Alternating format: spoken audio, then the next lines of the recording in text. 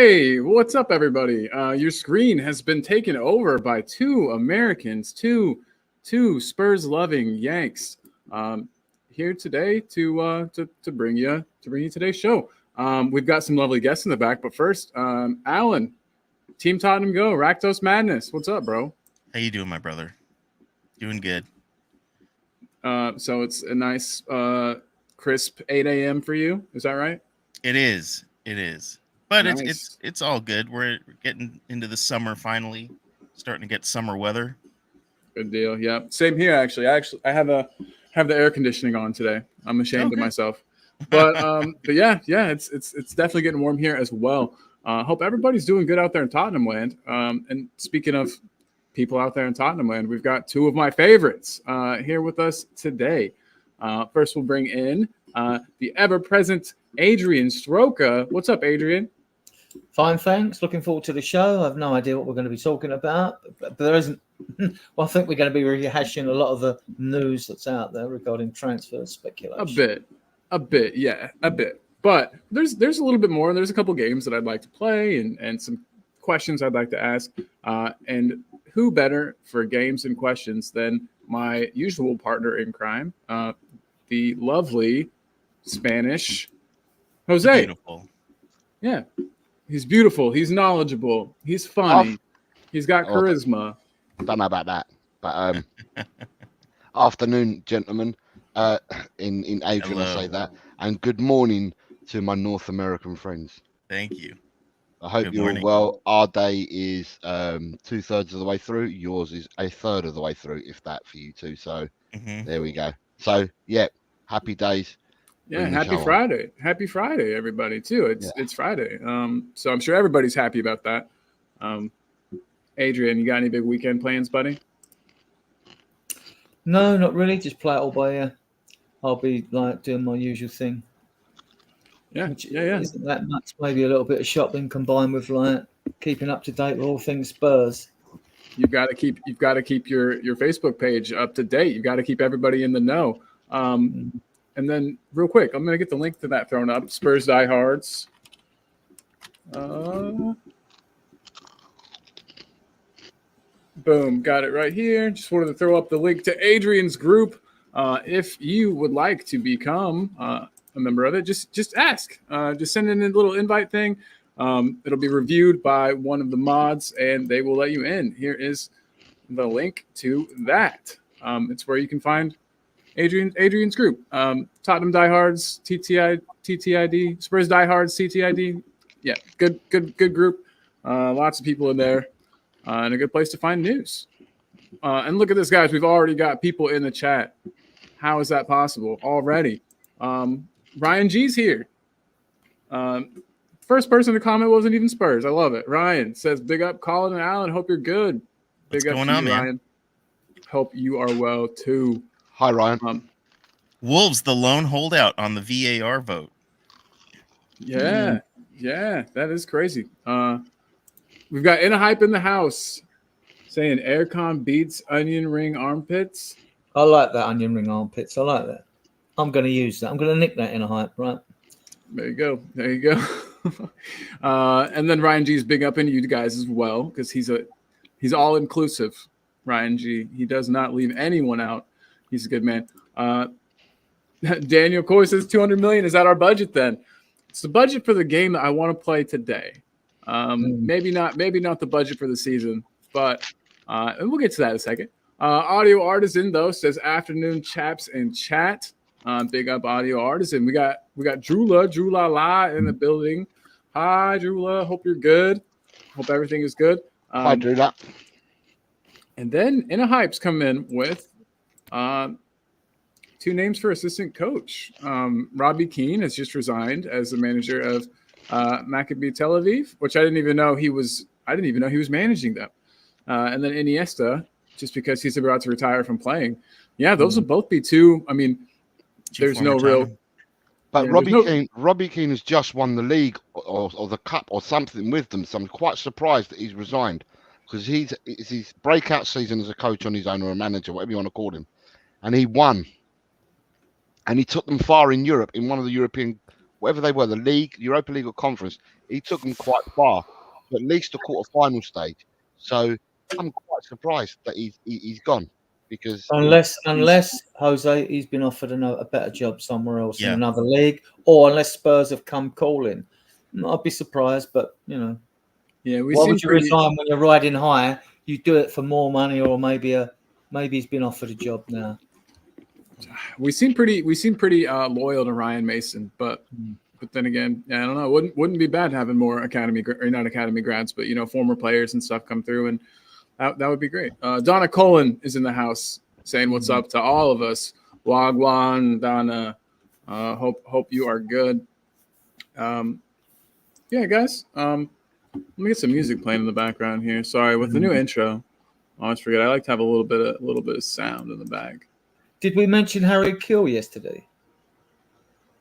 I don't think we did. Yeah, we did it on my show. Oh right, because I'm. I wasn't. So many podcasts I've forgotten. Right. We talked about Harry Kill and Kevin Muscat.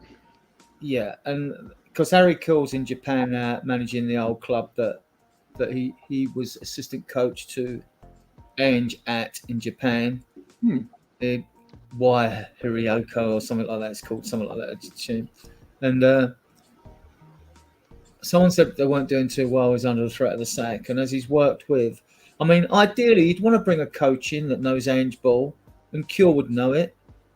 So, I mean, you can bring someone else in, but unless Ange fancies someone else, and he can't prize any more people away from Celtic, it would seem, Kennedy or another guy they mentioned. So, see, I thought there was like a rule where we said we wouldn't for a year or something to that effect. But then we might go back in and poach. Well, he didn't take the team with him, so maybe he just left like that. I don't know if there was any rule or anything, but yeah. Jose, did you hear anything about that? Am I No, making that up? No, people were speculating. The speculation, but there's speculation everywhere about managers leave certain clubs, and there's always speculation. Oh, there'll be a gentleman's agreement, or there'll be a verbal volley between people that you're not going to do this and you're not going to do that to your previous club, that you won't rape and pillage it. But yeah, there was nothing ever concrete that's come out. He might not fancy him. He might think to himself, Premiership is where I'm going to, and the standard is Scottish, and no further than that. Who knows? I don't know. Do you know what I mean? So yeah, I'm not going to speculate. It could be a host of different reasons, Colin. Absolutely, for sure. And this is all mostly just speculation. But Alan, man, so forgive me for not knowing, but who served like as assistant manager last season? Ange's first season here. Who did he have as his assistant? Chris Davis. Who's just gone to Birmingham City. He went Birmingham City yesterday. See, wasn't on the show yesterday. Busy. Haven't even so the news broke yesterday that Chris Davis was going to talk to Birmingham and was a favourite. I prepared a banner for it, and an hour before, whilst I was on the show, it was all over Twitter that he had actually left Tottenham and signed a 4-year deal with Birmingham. So that happened really quick. It broke yesterday, and he went yesterday as well. And he was with Swansea, Liverpool, Celtic with Ange, with Brendan Rodgers rather. Cool. All right. Well, that makes a lot of sense. I wondered why you guys were talking so much about it, but now I get it. There's been moves. That might be some of the only real news that's come out lately. Everything else has been just rumors and speculation. One thing I had seen, you guys, and I wanted to get you guys' opinion on this. With Conor Gallagher supposedly being one of the main targets for Ange since he's arrived. And Chelsea, being in a bad spot financially, it appeared they were going to need to sell players. Homegrown players would have been the best. Players they didn't spend any money on to begin with. There'd be the most money returned, I guess, in that scenario. But apparently Chelsea don't need to sell, is what I'm seeing today. And I just wondered if any of you guys had heard anything about that as well. I don't believe that. The other rumour is that Conor Gallagher's going to stay at Chelsea. That will pay off Todd Bowley if he wanted to get money in. But the fact that Tosin had a Rabio on a free contract from Fulham has gone to Chelsea on big money tells me that Chalobah will be on the way out.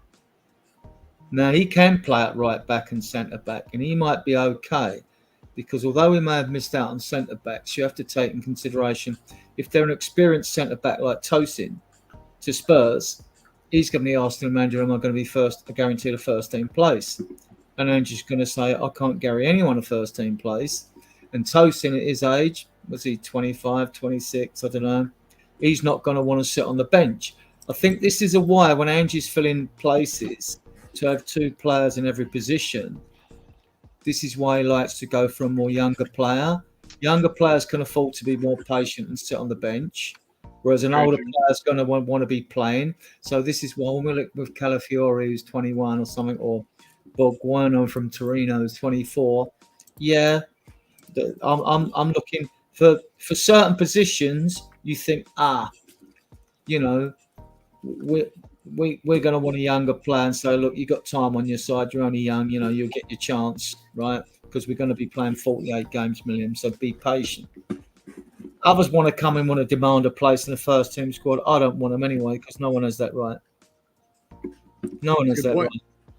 It's a good point. But I mean, with agents and you know, talking their players up, bigging their players up, being in their players' ear all the time. Yeah, players do kind of walk into teams expecting a first-team spot. And, I mean, we've had Poch in the past saying, you know, I don't sign you to be in the team. I sign you to train. Postecoglou seems like that same kind of guy. I get what you're saying. And that could be possibly, you know, that could be why Tosin was more apt to go to Chelsea. But, Jose, you said that he was born right by their stadium, that he's probably 3 miles. Yeah, it was 3 miles. He's come out. He's spoken already. He's born 3 miles from the stadium. So he says he's done a roundabout circle. So if he was born 3 miles from Chelsea, he wouldn't have been born that far from Craven Cottage because Stamford Bridge and Craven Cottage are about a mile apart anyway. So, but for me, what I will say is Adebayo's gone there, but that doesn't guarantee Adebayo a starting position because he's got the French boys to go up against. He's got Disasi, Badiashile and Fofana to go up against. So, and that's without Chalobah. So it doesn't guarantee him a first team spot. Now, I'm going to say this, and I'll continue to say this. Every team, football's changed, right? Years ago, you had an 11, and football's changed because years ago, you had 11, and Adrian remember these days, you had 11 players and no subs. Then you had 11 players and 1 sub. Then it became 11 players and 2 subs. And then it became 11 and 3. Then it went to 11 and 5 or whatever. So therefore, the game's changed. You had a starting 11, and that was your best 11. End of story. There wasn't all these rotations that you do now and stuff like that because there's more games. More games I don't know more games, but everything's condensed now. So therefore, you have to use squads more. So when you're buying players to compete. You're not buying players to pad out your bench. You're buying players to compete, to vie for a starting spot. Now, if Adebayo or whatever, I don't know what goes through his mind. I don't know what he was advised by his advisors or his agents and that. But if he feels that he's got a chance at Chelsea, then he's gone to Chelsea because he feels that he's going to get first team game time at Chelsea. That's why he's gone there. But with that, in saying that as well, Chelsea have got him on a free. People have got to remember that. They've got him on a free transfer. So they don't have to. Okay, they have to pay his wages and that, which ain't going to be extortionate. But they've got him on a free. They don't have to outlay any money. Chelsea are still in trouble. I was going to say, do you think that's a sign that they? Yeah, Chelsea is still in trouble. Chelsea still need to sell. I mean, you've got Newcastle chasing the other boy, Lloyd Kelly, on a free. Do you see what I mean? Because Newcastle have got to sell. So they're not alone. They're not alone, Jose. Spurs win for Lloyd Kelly as well. Yeah, but but they reckon that Newcastle have made a right big go for him and stuff like that. What I'm saying, Adrian, what I'm trying to get to, these teams are in trouble, are going for the free options, but they still need to push players on. They still need to move players out of the club. So, you know, at the end of the day, if you felt, I mean, I don't even know if he gave Tottenham any serious thought and thought to himself, well, I ain't going to get in front of Romero. I ain't going to get in front of Van der Ven. But football doesn't work like that. And we all should know this. Everybody gets an opportunity. Yeah, you're going to start with your preferred 2, but then you get injuries. You get suspensions. You know, you are going to rest players if they go into the red zone, which means that some players will get a chance to fill in and have a game here, there. They may get a sustained run in the team. If we had Adebayo or someone like that in our club last season, you guys know this already. They would have got a sustained run because Van der Ven was out injured. They would have got suspended run because Romero was out injured and suspended. And what it tells you as well between the lines, doesn't it? It tells you Newcastle going for him. He's on a free. We know they're under FFP pressure. So, of course, they're going to go and offer him wages because it won't affect them under FFP, you know. So, we are rumoured to be interested in him. Now, he is one who would be probably prepared to sit on the bench behind you, Doggy, as a spare, because he can play left back as well as left centre back, you know. But I quite like the interesting link to Hiroki Ito at Leipzig, I think, or Leverkusen, or wherever it is. This might be one I haven't seen before. Who's this now? Is he a winger? He's a winger, right? Centre back. No, he's left-footed centre back, which is what we need. And he's got a release clause under 20 mil, you know. So if the club do the data analysis, you know, the little bit I've seen and heard of him, I haven't got a video up on him yet, but the little bit others have seen, he's got some good press. Well, they've had a good season, his club. So he has got a cheap release clause. So he may well turn out to be an option if we can't get. I would like Calafiori myself personally, but and he's 21. Even though Bogwana's got a bit more experience at Torino because he's 24, but he's right-footed. So I don't know if you guys have had a chance to look at any centre backs at all. Calafiori is a centre back. Yeah. For Atalanta. Oh, and they just won Europa. Yeah. And it's interesting because their governor's over here now. Oh, no. Is it Atalanta or Genoa? Genoa. Yeah, because the reason that pricked my memory there was the fact that the Genoa CNO is coming to London to discuss the Spence deal. Right? This would be a good time for us to discuss Calafiori. Or like, look, are you interested in selling him or not? Does the player want to come? If the player don't want to come, move on. Don't waste time. Move on. But does Calafiori play for Genoa? I think so. Is it Genoa or Atlanta? Well, go and look it because I might be having a brain fart here. You say there's no point speaking to a player if you don't play for that club. Older mate, he plays for Bologna. Okay. Bologna, yeah, of course. Okay. Can you give us Calafiori as well, please? Well, who's Calafiori? He's got nothing to do with us. Sorry. No, the player I'm confusing with Genoa is Albert Abnson, because we were interested in the striker who plays the winger and through the middle. And there was a lot. Goodmanson, we was linked with him. Yeah, so my brain's confusing issues. Mind you, that's allowed. I'm 70 next birthday. I'm allowed these aberrations. I'm allowed a mental aberration now and again. You know what I mean? It's all these double shift YouTube shows you've been doing lately, Adrian. Everything. Yeah, the coffee's not working. I'm drinking far too much caffeine. I'll tell you. Unfortunately, I can totally. That is Adrian making his last appearance on Talking Ball. You're done. That's the last one. No, I'm just kidding. Real quick, I just wanted to get through some comments. Daniel was saying that there might be some political reasons why Keane has resigned. I saw his comments. I've seen his comments already. Interesting stuff that I haven't had a chance to put much thought into yet. And then he says that, Chalobah isn't going to leave Chelsea's bench to be on our bench. You'll want assurances. I don't think that's what you were saying exactly, Jose. I think you were just saying that he's going to leave. You weren't saying it looked like he was going to leave to come here. Right? You mentioned Chalobah earlier because you said with them getting Tosin that you think that Chalobah's out. No. What I said is that what I said about Tosin is Tosin. If he's going to Chelsea, he's not going to get a free rein into the first team because without Chalobah, they have three other French centre backs that he'd have to compete with. So there's four competing for two spots. If Chalobah was to stay, then he's competing with four players. So there's five. So do you think Chalobah could go to Fulham or even Japhet Tanganga? Now he's on a free. I've heard rumours right last week. Tanganga, because if he's linked with McKenna, he might go Ipswich. But now I'm hearing, or watching Jessie's podcast yesterday. She'd done a podcast on Rodon because he signed a year extension, and she on her podcast she was saying that Leeds now think they've lost the chance of signing Rodon because of the extra year that's been added to his contract, and that it could be that McKenna's the favourite now to take him to Ipswich. So I don't know. But in all honesty, Chelsea need to sell, and the players that have been rumoured for quite a while now, and you three all know this. The two players that have been rumoured for a while now a Chalobah and Gallagher, because it completely, every penny would go in their favour for FFP. I think Chalobah will definitely go, but I get the feeling that if Gallagher is Chelsea through and through, I mean, if I was him, I'd see my contract out. Right, you don't want to give me Conor Gallagher. I think Chalobah will go, and I've got a feeling that Conor Gallagher will just dig his heels in and say, well, I love this club. I'll give this club good service. Look what you're doing to me now. I'm going to see my contract out last year. I'm going to go on a free, and I'll get a nice fat signing on fee next year. No, if I was him, seriously, I mean, he loves the club. And I don't want a player at Spurs that's got Chelsea running through his blood, to be honest with you. Yeah, Chalobah, right?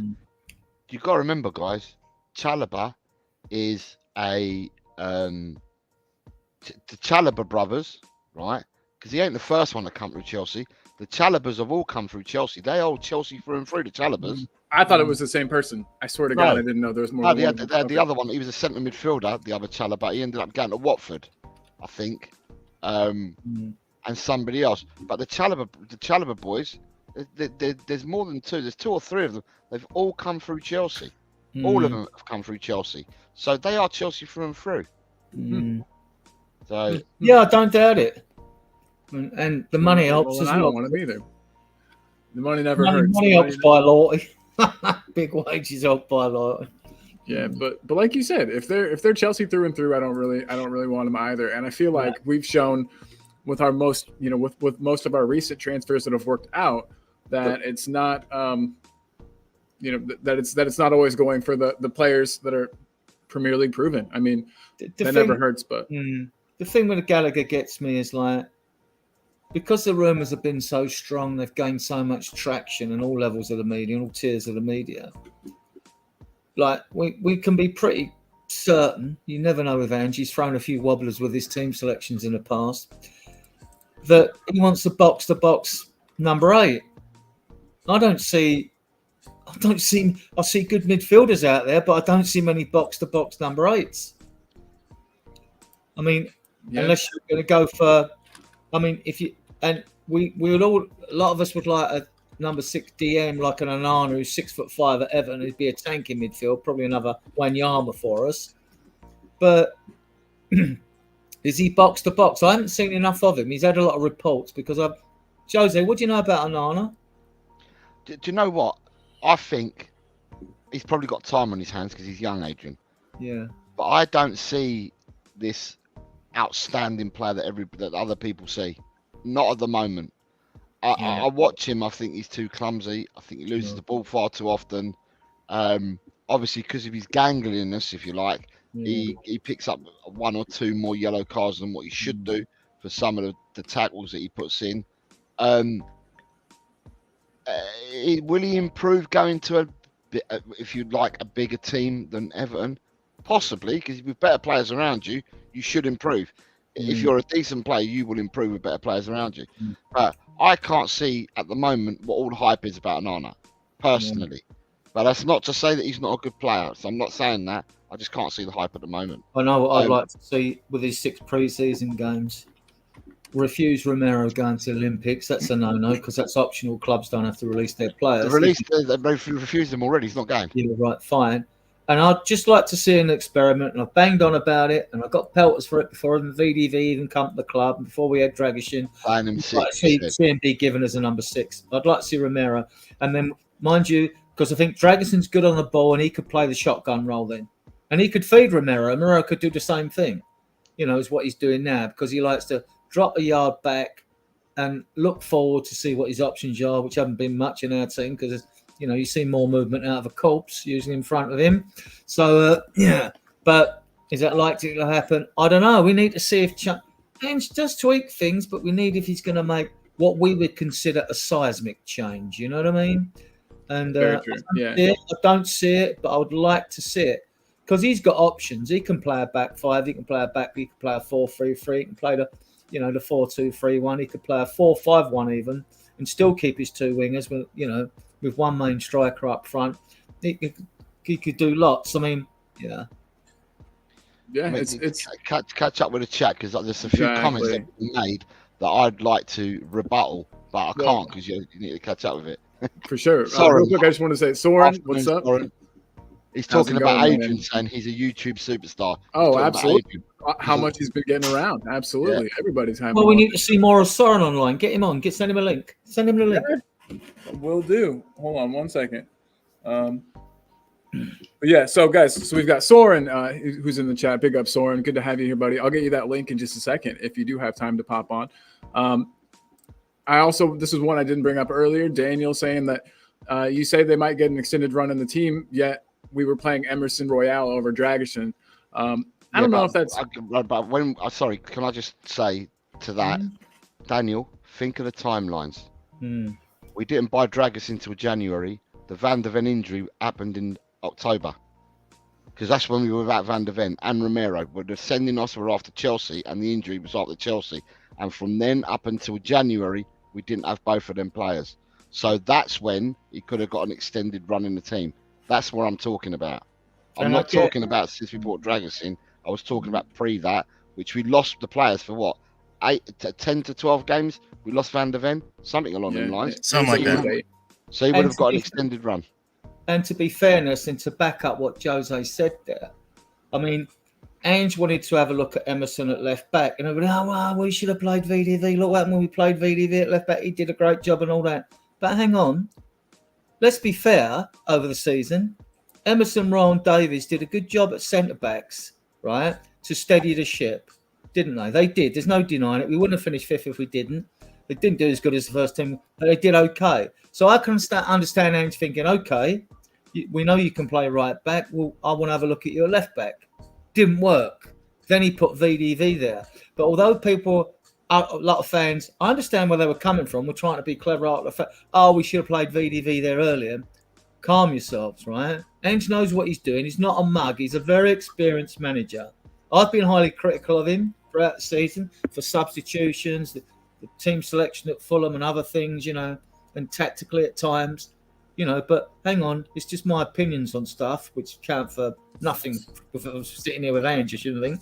But so I can understand why you give Emerson a go, but I also wonder if perhaps they give Emerson a go because they want to, just like they give Gio Lo Celso time, even though they don't give him much time per game, to feature him so that when it comes time to, like right now, to sell, they can say, look, they did well while they were on the pitch. They give other teams a chance to see them rather than just remember the days a year ago when he played. Now that, Yeah, absolutely. It definitely would help with looking to move a player on, for sure. Yep. If they haven't seen the pitch, exactly like you said, what are you going to point to as to show their abilities or to prove what they are or aren't? Destiny 5, though, big up Destiny. Just want to say big up. He said we should help Chelsea with the why should we help Chelsea with the finances? Exactly. And I don't want their scummy players. Hold on. He's got more comments. That's not the only one he's got. Yep, he's got more. We missed the bus on Ward-Prowse, he says. And then Daniel's come in with kind of a rebuttal. He says, I don't get this. When people say, why should we help Chelsea with their finances? Well, if we gain a player from them who will improve our squad, I only care about Tottenham. Chelsea will find another buyer, which is I agree with that 100%. I was going to say, I don't have the same pedigree as you at least Jose and Adrian with Tottenham.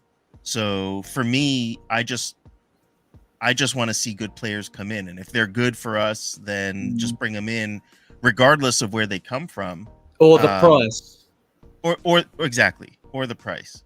Yeah, 100%. So many people think that if a player doesn't cost at least 50 million, that they're not worth bringing into the club. Not always the case. The Ward-Prowse comment earlier, right? I've got to disagree with that with respect, because whenever I heard about Ward-Prowse at Southampton, wasn't when he was getting man of the match, was when he scored one of his free kicks around the wall. Apart from that, I never heard that much media attention drawn to Ward-Prowse about having man of the match awards. He's a good player, but is he probably slightly overhyped? Yeah, sexy enough or good enough for us? I don't think it. What? I don't think it'd improve us, to be honest. I don't think a Ward-Prowse would improve us. I don't know that he improved West Ham either. A few years ago, maybe he would have improved us. Yeah, because they had an awful finish to the season, didn't they, West Ham? So. And then Destiny 5 is saying, because no one else is stupid enough to pay $50 million for Gallagher, only Tottenham are. Destiny 5, so do I. So Destiny 5, all I'm going to say is take away the hat that you've got at the moment, put a neutral hat on, and just look at Gallagher and say, does Gallagher improve our midfield? And if you look at that, 40 mil, nothing more is in the last year's contract. But look at Gallagher, but Gallagher does improve us, does he not? Is he an upgrade on Højbjerg, would you say? He gives us more energy. God, yes. Oh, my God, yes. An upgrade on Højbjerg. Look at Maddison. We got Maddison for what? 40 million with 1 year left on his contract. I wouldn't pay more than 40 mil for Gallagher with 1 year left on his contract. If Chelsea want more, we'll just sell it to someone else. Destiny 5, you're coming in with some, I don't know, and I disagree with you, Destiny 5, because you're now saying that Gallagher was awful for 70% of the season. Gallagher has been the mainstay for Chelsea this season. Until Palmer started hitting these straps in the second half of the season, Gallagher's played well. Gallagher's been a minimum of 7 out of 10 every game this season, a minimum for Chelsea. And the reason why Gallagher was put in the midfield with Caicedo and Enzo Fernandez. The three of them don't mix together. Chelsea looked awful with the three of them, but the player that played well out of the three was always Gallagher. He played better than the other two all the time. It's only because Fernandez has been forced out with an injury that Chelsea have now changed their system they play, and Gallagher now looks even better than what he did before because of the positional play that he has to play now. Gallagher improves us. Gallagher is better than Højbjerg, who's outgoing. Gallagher is better than Skip. So when you look at this, Gallagher would improve us. He would solidify the midfield that we have at the moment. So if we were going to keep Bentancur, Maddison, Sarr, Bissouma, and you added Gallagher in there and Bergvall, immediately you look at last season's midfield six, look at this, what could possibly be midfield six for next season, automatically improves. So I think let's get the right hat on. I'm not saying we're signing him, right? I'm not for 1 minute saying that we're signing him. All I'm saying is that I believe that Gallagher would be an improvement on some of what we've got at the moment. That's what I'm saying. I completely agree with you, and I think that he fits in with the type of player that Ange wants in his midfield. He fits that mold, I think, perfectly, or at least what I can see is the mold of midfielder that he likes. I think that Conor Gallagher slots very nicely into that mold. Dragonese Nutso does not agree. Big up Dragon, by the way. Big up Dragon. Good to have you here, brother. Swaps in the house as well. We got Ronnie, but Dragonese Nuts says Gallagher is an overhyped Winks. That's what I think. Honestly, that's what I think of Ward Prowse. I think Gallagher's got a lot more to his game. He's more steel for one, better, just more hunger. He's much more box to box than Winksy. I feel like Winksy likes to sit back and dictate tempo, a lot like Ward Prowse. I don't know. To me, Winks is like a poor man's Ward Prowse, but there's not enough between the two of them for me. Real quick, Ronnie though is here saying Gallagher walks into our team. I definitely think that Gallagher could get into the team. I don't know. To me, if he walked into the team, it would be at the expense of Sarr, and I don't know if I would do that personally. What about you, Alan? Would you swap Sarr with Gallagher, like right off the bat, or do you think? Does it have to be Sarr? Or could he take like Madison's place? Or of course. Because I would swap Madison before I'd swap Sarr. To be honest, Madison's been playing poorly, but I think I would drop Bissouma before I dropped anyone personally. Oh yeah. If it was Bissouma, then I would drop Bissouma first. Same. I was just thinking we'd have Bentancur in for sure in the midfield. I think he's easily one of our best midfielders. He starts on a good day. I was thinking start Madison just because we don't have exactly another creative attacking midfield player like that. Gallagher is similar, but I see him more of as a Sarr type player. Lots of energy, box to box, can win the ball back, but isn't going to play some of those more clever balls that Madison was playing at the beginning of the season. What about Eze? I would like in my perfect three, I would have had Eze in, and maybe Eze instead of Madison, maybe Gallagher instead of Basuma, and then, as you said, like Lolo. Well, if you look at it, if you've got a Gallagher and Eze in, or if you've got an Eze in, to me that pushes Basuma way down the pecking order because Sarr's going nowhere. Bentancur's on when he's fit. At the moment, he's my first pick. So then I'd pick Sarr because Madison. If Sarr's been our best midfielder last season, and he was, even though he's young, he was our best midfielder and most consistent. So then you bring Eze into the team. All right, Madison's going to look. People seem to think you bring him in the team. Well, that's your 11. You're going to go with that set 11 for the whole season. You're not, are you? Because you've got 48 games minimum. So like, there should be an opportunity for two 11s to play 24 games each, right? Not that they will. That won't be balanced out exactly like that. Because Vicario is going to play every game like he did this season, barring injury. So, yeah. If Basuma's going to have to get his and he's going to have to step up, and so is Madison. Can I make a controversial statement? I don't think Basuma's going to work out here. I could see that, Colin. I could see that. I don't think he fits Ange's system. I think he plays a different style. He just plays differently. Oh, he's suited at the beginning of the season. It's in him. He's got the skill set. Now the question is like, have you got the grit to churn out enough consistent performances to warrant a place in the squad, let alone the team? Yeah. So we'll see. And the transfer window, good. I'm glad it's going to have players on their toes for their positions. It's been a long time coming. We've still got about 8 of the deadwood to get out, right? But we know they are. We know they ain't got a future. Yep. So, with regard to Basuma, my heart goes out to him and his wife with that attack on him. Yeah, no kidding. Definitely wasn't trying to. Yeah, I kind of hadn't been thinking about that. But yeah, no disrespect meant to the guy either. He's a good footballer. But to buy a 250 grand watch, you could pay someone to follow you and tell you the time whenever you wanted to do that, couldn't you, all year round? I might just do that. Yeah, if I ever come into a lot of money, I'm just going to hire a timekeeper person instead of buying a watch. That's a good idea. I want to say hey to some more people in the chat. Jishnu is here. Swap is in the house, who's got some good stuff to say. I'm going to get back to that too. I think his comments are kind of in regard to the title of the video. We got Jishnu in the house though, saying Gallagher is a number 8. We are already stacked with. Yep. So we're already stacked with 8s, and we need a proper number 6. Whilst I agree that a 6 on paper seems like what we do need, from what I hear and from what I've seen, Ange doesn't really play with like a dedicated out-and-out 6. Do you know what, Colin? I've been on that bandwagon with you all season, but the more I see a Celtic, and I saw Celtic last year, McGregor plays the 6th role.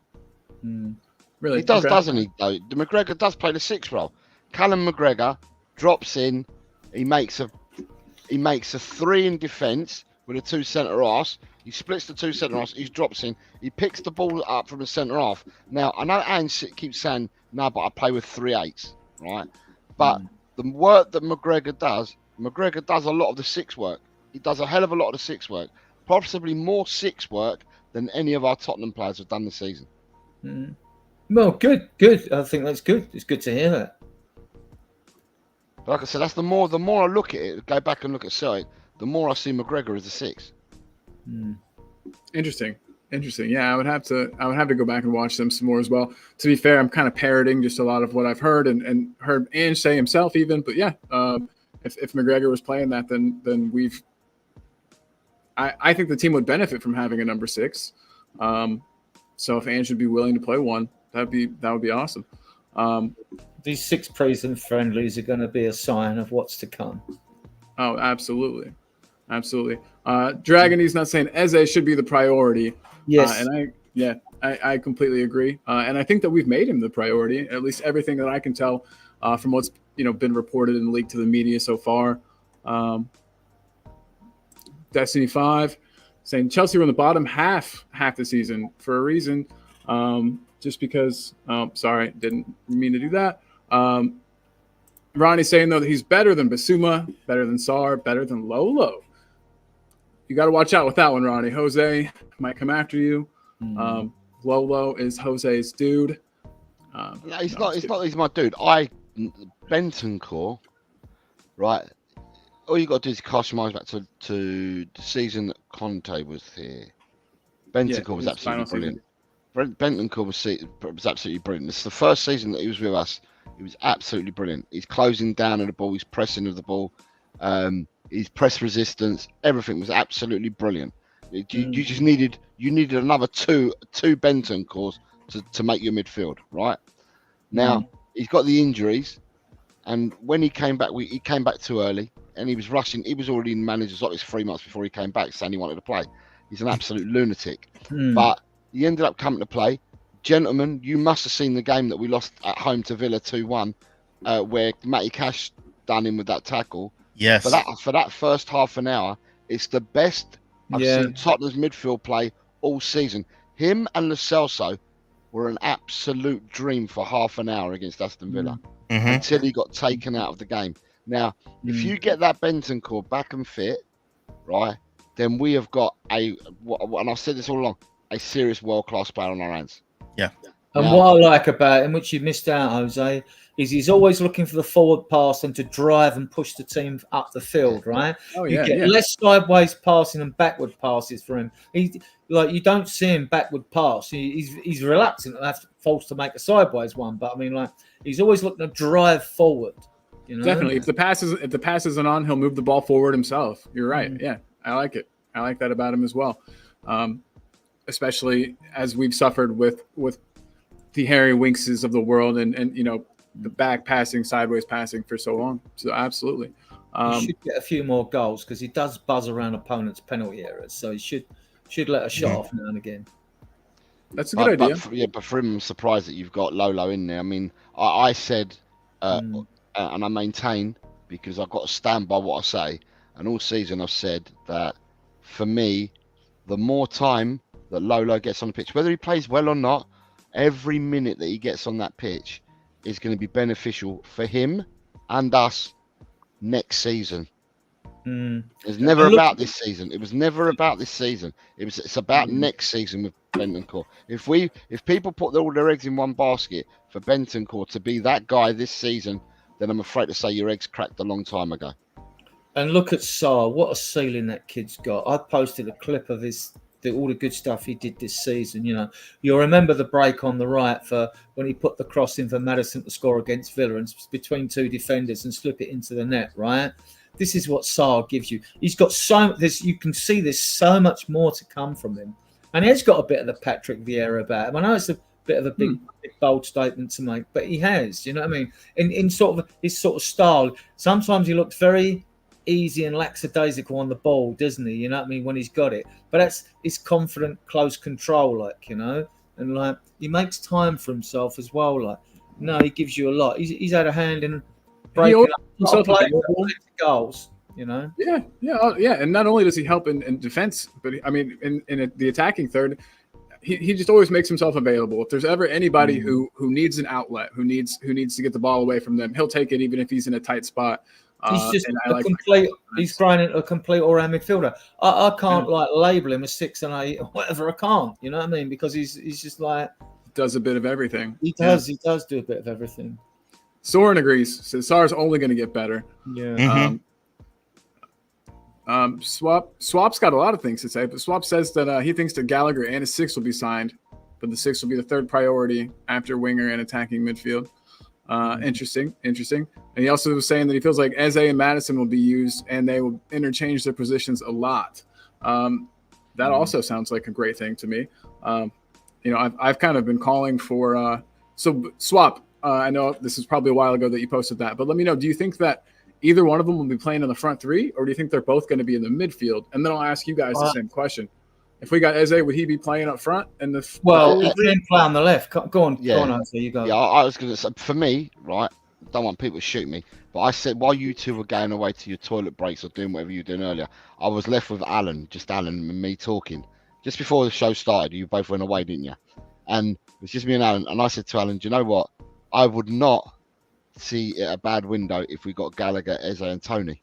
Yeah, that improves us no end whatsoever. All 3 English players, that improves us no end. And then I could see Eze, Tony, Son, Maddison, Gallagher, Bentancur, or Sarr as being your front six. And for me, there's energy there, there's skill, there's strength, there's everything that you need to have. So yeah, I mean, I'm not against, and because he has played there and scored goals there, I'm not against Sonny playing on the right wing, not at all. He cut in an away game at Leicester and scored a curler before half-time a few seasons ago. He ran from the halfway line on the right when we were at Wembley against Chelsea, gave David Lewis, left him for dust and scored a goal then. He scored plenty of goals on the right-hand side. Against Man City, when we were in the Champions League, he got the goal at home from the right. His ball nearly went out of play, cut in and got a goal. I mean, Son's good. So if people are worried about Johnson and have doubts, they want to see more of Kulusevski's debut season form, you could play Son on the right. That would free Eze to play on the left, because then you wouldn't have to play Werner, right? You could play Eze or Solomon if he comes back into the team. It can play on both sides as well. So you could play Eze on the left. Then is it going to be Jimenez with Richarlison in the middle? You know, is it going to be, or is it going to be Tony? Because they're the two main ones linked. Those rumours have got the strongest traction.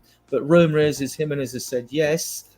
And I'm not sure if Ange fancies Tony, but that's only because of the baggage. And people have said he's got a bit of an attitude. So don't know. And Swap's pointing out that Maddison could play on the left too. And I like that because that's something I always kind of was wondering why we didn't try during the season. Good players should be able to play anywhere, mate. It's as simple as that. If you're a good footballer, you should be able to play anywhere. Now, the other thing I will say is for those that have followed Sonny, and if you've seen the Sonny documentary, right? It was his dad that coached him as a kid, weren't it? It was his dad that put him through his drills and paces, and he's equally adept. He's equally adept shooting with his left or his right foot. Okay, his right foot stronger, but boy, he's got a great left foot as well. He can shoot with his left foot. He scored some worldies with his left as well as worldies with his right. So therefore, you know, to like Adrian said, to stick him out on the right, I wouldn't have no fears. He could either take someone. He could take someone both ways on the right, more so than what he does on the left. You know, because right foot is his more natural foot, so he could take a defender both ways. He does take a defender both ways playing on the left, but more often than not, he comes in, doesn't go wide past the player. Where on the right, he could do both. He could equally go past the player as well as cutting into his left foot. And then when your opponents are tired, you can bring on Werner and Johnson to skin them 20 minutes to go. I wonder who used to say that, Colin. Some Spanish guy. Some guy used to say, "Yeah, just save it. Pace kills." yeah. I can't remember his name. Some YouTube guy. But yeah, I mean, everything that's been said, there's definitely an argument for it. I see a lot of comments too, people saying that, you know, we need to get Eze done before the Euros, or if he has a good Euros. Have you done swaps? Sorry, did you do swaps starred thing or not? No, thank you for that. So basically, I had asked a question in the title of the video, basically saying, you know, you're in charge of transfers. You have 200 million to spend. I said Euros. What 3 players do you bring in to improve the squad as much as possible?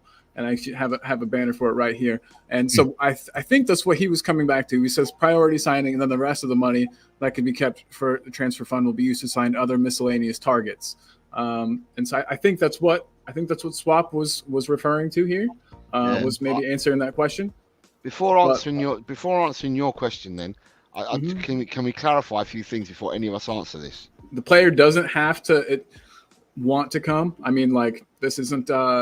We don't have to take that into consideration. You don't have to think, would they come to Spurs? Irrelevant in this argument. They just right. So for me, the clarification that I want, though, Colin, wasn't that. The clarification that I want is when I used to look at the transfer window, and before PSIs, PSR, BBC, ITV,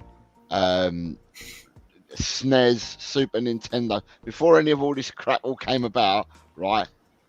It used to be that you used to have a pot of money, you used to go out and buy players. So when we're saying, and Adrian will probably tell me rightly or wrongly here, right, if we said, argument, and don't quote me on the figures, if I said we had a pot of 140 million, all right, are we saying that with the pot that we've already got, we can then spend our incoming money this transfer window as well.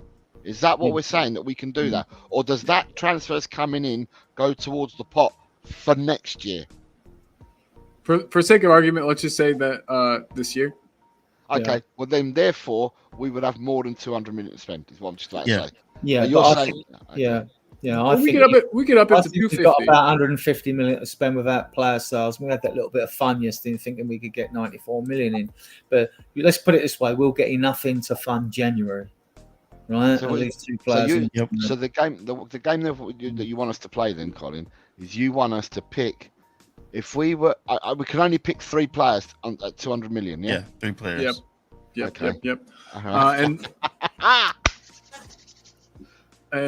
So I was trying to think. Basically, I know that you couldn't do a whole lot other than make our first 11 stronger. That we'd still, not be that deep of a team. I was thinking though, just for fun, that Leicester, when the year they won the title, I know the stars aligned. Everything that happened perfectly. But they didn't have a very deep squad either. Obviously, they had an insane striker who couldn't stop scoring goals. But yeah, so just whichever 3 players would help us the most in getting a trophy or finishing higher in the league, or I said which could help us win the league, but I know that's not going to happen. But guys, Ellie's here before we get started. Hello. Ellie, how are you? Here. Her building. Deep bows, please, and Yeah, you don't have to bow. You just have to courtesy. So don't bow, just throw fivers. You're in time. You're in time for the game, Ellie. So I just want to clarify one more thing. The 200 million. This is a fanciful game. We're saying that we've got 200. We may not have 200. But we're going to say it's right. So Colin, with that 200, are we spending that 200? Like, are we saying our answers? Are we saying that we're spending 200 dead 200 this way, or are we saying that we can bid for players that are worth a lot more, but we'll just pay them off over the next 5 seasons? But it still amounts to spending 200 this season. Which way are we looking at? Are we allowed to do that? We're amortizing that. You don't pay money up front for players. Adrian's right. And that's got to be structured.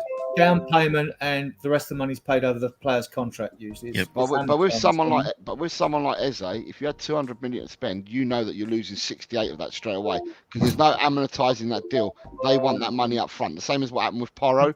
They want that money. Well, we'll wait and see how that's structured. They won't be getting those, because 8 million of that is rumored to be add-ons. If that's the case, they'll be talking about a structured deal. I believe we're going to get him early in the window, which opens next Friday. But I think we'll get him early. But I think we'll agree there's up to the 55, 60 mil of add-ons.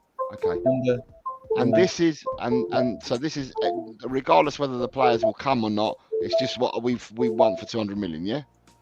Exactly. Yeah. Okay. I think it's got to be realistic though as well. Okay. I'm going last. I've already got my 3. I don't mind going first unless you lot want to go before me. I've got my 3 and I'm going last. Adrian, I'd love to hear what you've got. 1 3. Because that's what it says on the blue thing. Oh, it says 3 players, don't it? It does. And so I was just if you look at the banner, Adrian, it says 3 for 200 million.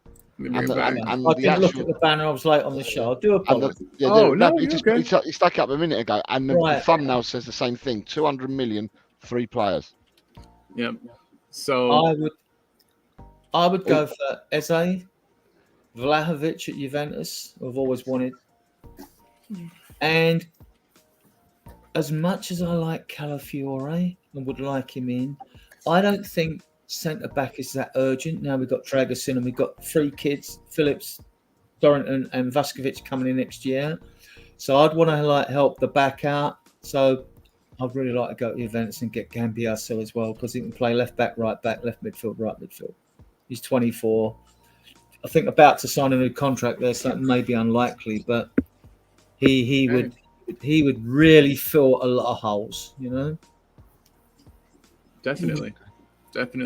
No, I like those answers, especially because sorry, who was the last fella again? I'm gonna look him up right now. Cambiasso. I would never have thought of him, because I don't think we'll get Hakimi. Hey, crazier things have happened, right? Yeah. You know what? He's getting a bit older though. As the years go on, we might get him. Maybe at some point. Yeah. in a Perisic type deal. It's very, very twilight of his career. So let's confirm the 3 that Adrian's gone for is Eze, Cambiaso, Dusan Vlahovic. Okay. Who's going next then? Last 2 are for you. I'll go next. Go on, Alan. Okay, so I would get Eze. I would get Alexander Isak, and probably go with Ito. So I get one in each position. Yeah, that's what. That's awesome. For. That's good. Heraclo Ito from Germany, yeah. Left foot centre back. Yeah, cool. Good selection. Yeah, absolutely. It all kind of depends on what positions you think are going to be obviously most important. But yeah, I mean, Eze is a good choice just because of his versatility. I like that. I think that he's going to be in mine as well. I would go Eze, Isak, and maybe people will think I'm crazy, but I think I still think Paulinho would be a good signing for midfield. Who did you say what your 3 were? Myself? Yeah. Eze, Isak, and whoa. That's what I just saw. I thought to say, did you just say the 3? Because Destiny's already said them.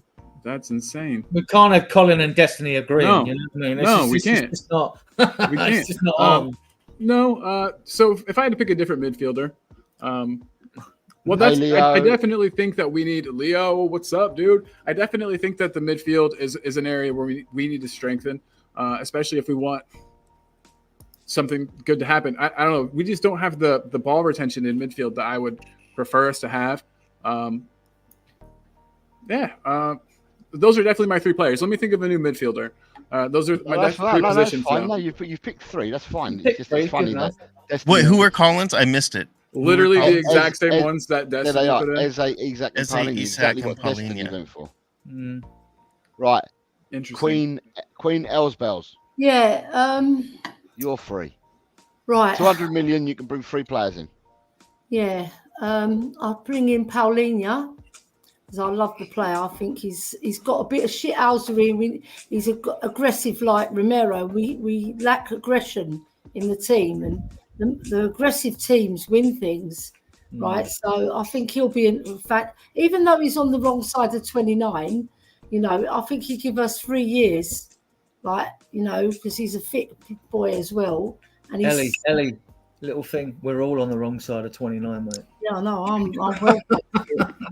I'm double 29 and a few more. Right.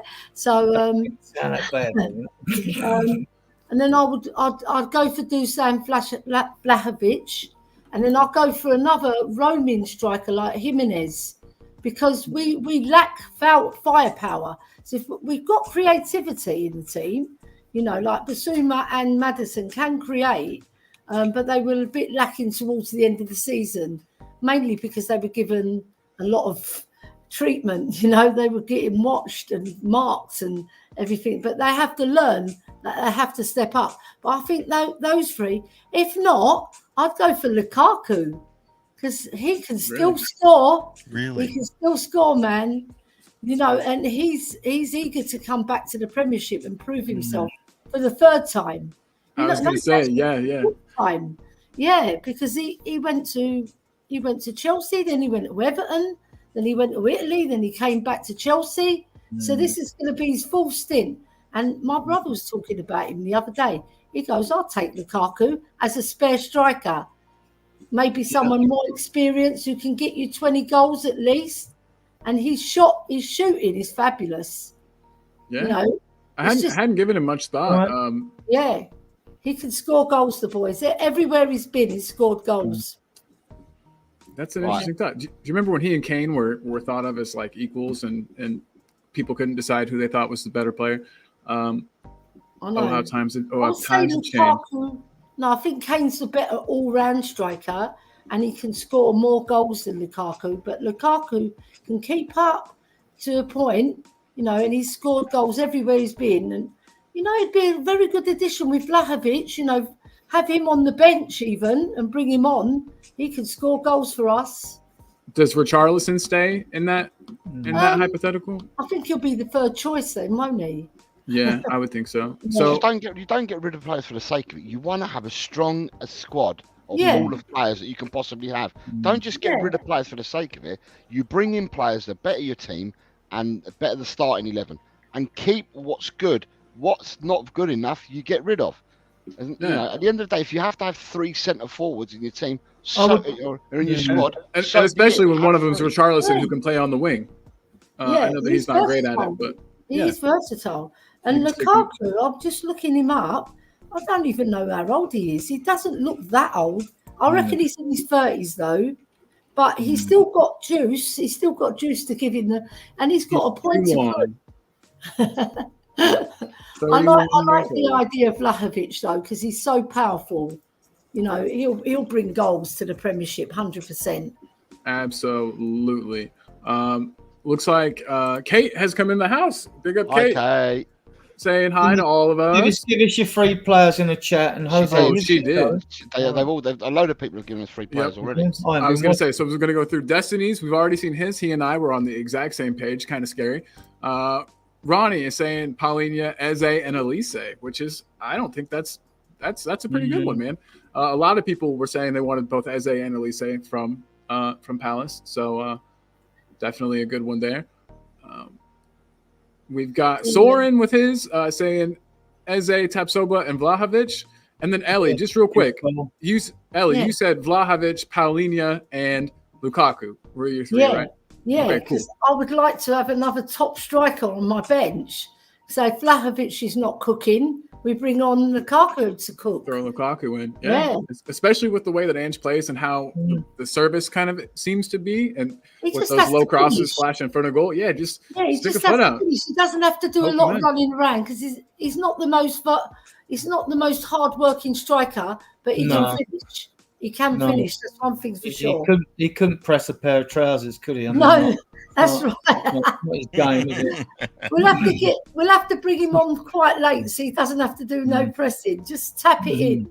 There you go. Yeah. Mind you, a goal, he would be good. Haaland doesn't do. He strolls around in some games, but he still gets 40 odd goals a season, mate. You know I know. That's because he's got De Bruyne feeding him. No kidding. And he's just a freak. That guy. I don't know. I could go on for a while about him. Jose sat on the fence as well. Wanted to go last, see. But Kate says Eze, Zubamendi, and Tapsoba. The defense definitely, Tapsoba is a player that we've been linked with, that we've looked at pretty close.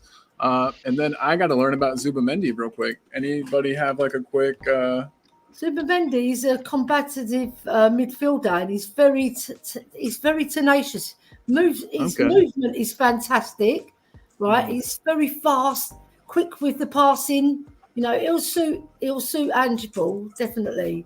He'll be at the Euros for Spain. Yeah, just keep an eye out for him. Well, we got VDV instead of Tapsoba. Still a good call, Tapsoba. Yeah.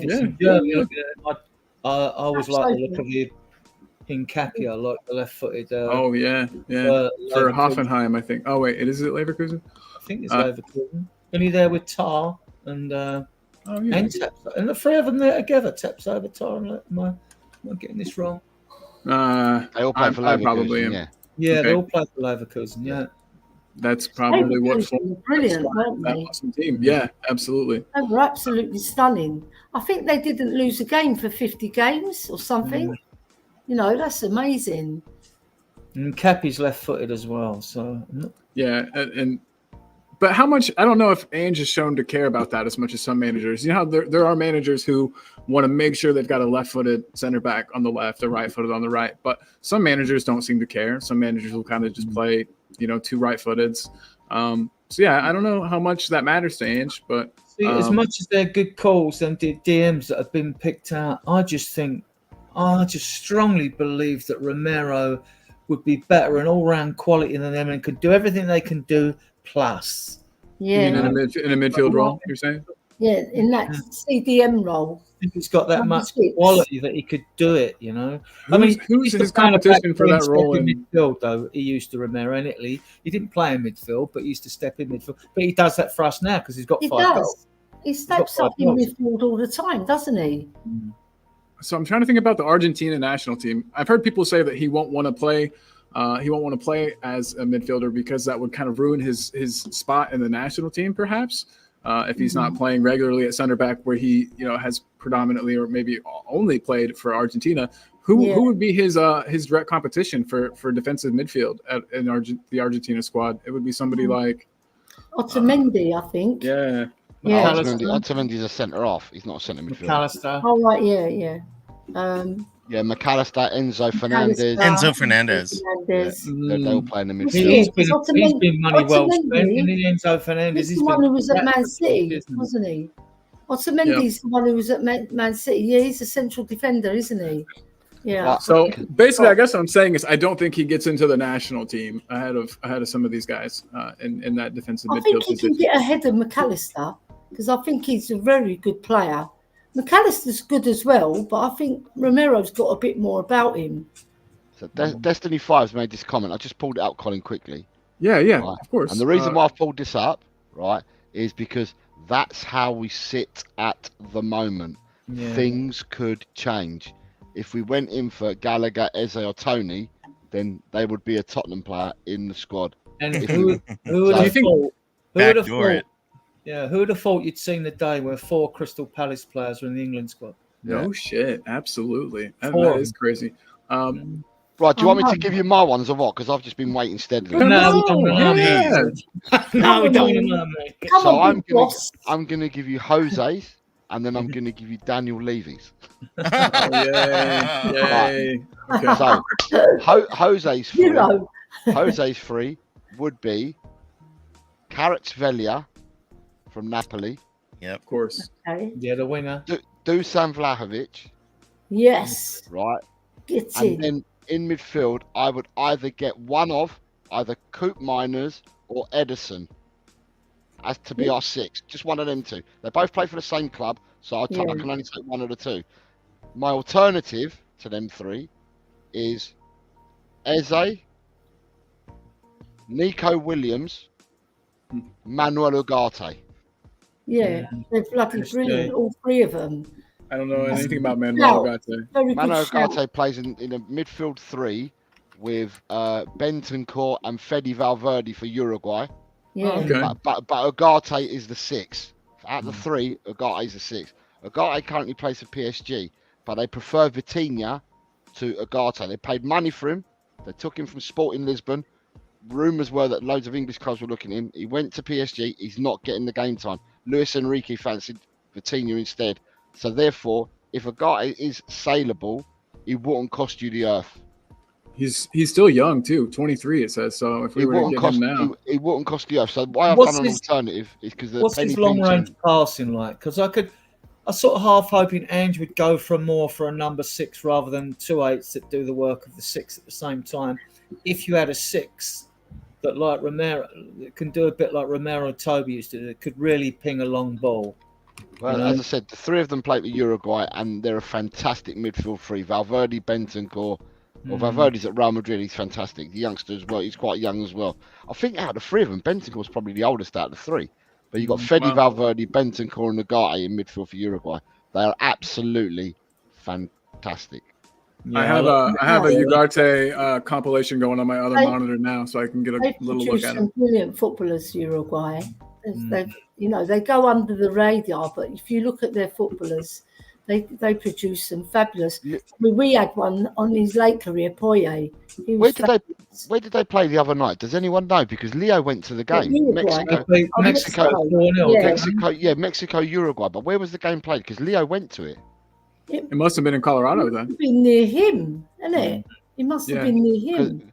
Because he's done a vlog. He went to the game. I'll get up the venue. Hold on. I'll say it looked from the inside. It looked like the stadium there in Denver. Because he had his Mexican top on and everything, Leo. Leo went to the game. So. And Darwin Núñez actually scored a hat trick. He got a hat trick for Uruguay. Yeah. I think Darwin Núñez is a great player. I think that I'm sure he's out on him yet. Well, do you know what? Pelestri scored the other. Yeah, do you know what? I think we did a show earlier on this week where someone in the chat said, I don't know who was on the show, but someone in the chat said, "Would you take Darwin Núñez?" Yeah, and I think most of the people that were on the show said, "Yeah, they would take Darwin Núñez." What's he, 22, 23? He's just a baby. Yeah, he's another one who's got plenty of time. It's good news that Bentancur lasted 90 minutes. 89, yeah, he came off in the 89th minute, didn't he? It says 90 here, but maybe this is wrong. That's all right. 89, 90 minutes is still a full game that he played. Yeah. He's 24, by the way, for Nunez. I'm but trying still. to find the venue. Where will it say the venue on? Copa America. Ronnie says it was in Denver. Nice. Oh, it's in Denver. Yeah, Ronnie's telling us. Ryan G says Denver, I think, as well. Denver, Colorado. We appreciate you. Two people in the chat helping us out by telling us it's Denver. Netherlands won 4-0 versus Canada as well. And did you see? Suck it, Canada. No, sorry. See Van der Ven's. Did you see Van der Ven's run that they've put on the? Yeah. It's one of the clips on Twitter about he played left back, didn't he? He was bombing up that left hand side. He played a 1-2. He played a 1-2 with the centre midfielder, and he's gone for the return. He was just inside his own half. He's gone sprinting down the line, outdone two of their players just sprinting after the ball. Got the ball about 10 yards from the touchline, crossed it straight in, and the Dutch player fluffed it up. But he absolutely roasted two of their players on a foot race down the line. I just watched him again. Yeah, he's a machine. We got really, I don't want to say lucky with him because we scouted, we did our due diligence, but we got a great one with him. And I only hope that he stays here for years and years and years to come. He's what we shouldn't forget about this transfer window, which no one's gone on to just yet. No matter who we get in a window, don't forget that although the window goes 2 weeks into the new season, when the window closes, I think we're still allowed to bring loans in or loans to buy. So that is another powerful option. But I think they want to get their main targets in first, obviously. You can only bring loans come into the equation. You can only bring loans in, right, up until the 2nd of September. You can't bring them beyond that unless they're on a free. Okay. Yeah. Free agents. The loans close when the window closes. But the thing season starts 17th of August and it closes the window goes in for another couple of weeks in case you get 2nd of September. Closes the 2nd of September. But then again, Saudi Arabia and I think it's Turkey. They go a further 2 to 3 week their window. So therefore they're able to still bring players in after the window closes in Europe, and they can either buy players for permanence or get loans in at the end. That's how and Bailey left us last season. It was after the window had closed that Galatasaray came in for him because the Turkish window was still open. And they did that with Sanchez as well, but they bought Sanchez and loaned Ndombele. Interesting stuff. I actually do really like loans to buy. Try before you buy. I mean, I quite like that, It makes players try hard while you're here because they think if they want the move, they've got to show it. But then you might have an Adebayor on your hands who will only perform when the contract is up for grabs and then fall off later. That's the only thing you got to worry about. But I just wanted to highlight this. Destiny was talking about Ellie's 3, and he said he'd take Lukaku as a sub striker. But he's a battering ram. Only a loan deal would make sense for him. I agree. And I'd bite your hand off for a loan deal for him. And I'm not even sure how much he would command as for transfer fee if we were to just buy him outright. It'd probably demand more than Werner. He's on big wages. He's on big wages. Oh, my door's going, lads. I'm just going to answer my door. Yeah, of course. I've been knocking all day. It's ridiculous. She's got no husband now. Visitors. So Ronnie's saying with his 3, we could have Vicario, Porro, Romero, VDV, Udogi, Paulinho, Lolo, Matters, Eze, Son, Elise. Yeah, that is a very strong team. Stronger than that's bringing in Paulinho, Eze, and Elise for Ronnie. Yeah. I think we would absolutely look better.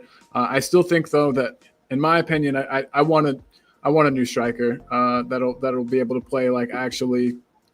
I don't want any like winger hybrid or winger striker hybrids. I think this system we're like desperately missing an out and out striker. But yeah, Ronnie absolutely would be an awesome team. We've got Kate saying hey to everybody. So I'm way behind on these. There you go. Ryan G. He's saying he'd take Eze, Openda and Zubamendi. Openda is another player that I have to look at. Striker out in Germany. Okay. Plays for RB Leipzig, I think. What's the age looking like on him? I can look him up. He's quite young. He's youngish as well. He's not. He's quite young. Daniel, probably not as young as Benjamin Sesko, but he's still young enough. Daniel saying Eze, Openda, and Paulinho. We've got Kate's loving the Openda. Cool. Yeah, idea. Nice. Who else we got here? I just want to see if anyone else had thrown in more. I want to say big up to Matthew. Says big up comrades. Matthew, what is up, my man? How's it going? Matthew. Well. Rob Belcher says if we get Isak and Eze, that's a great window, even with Werner.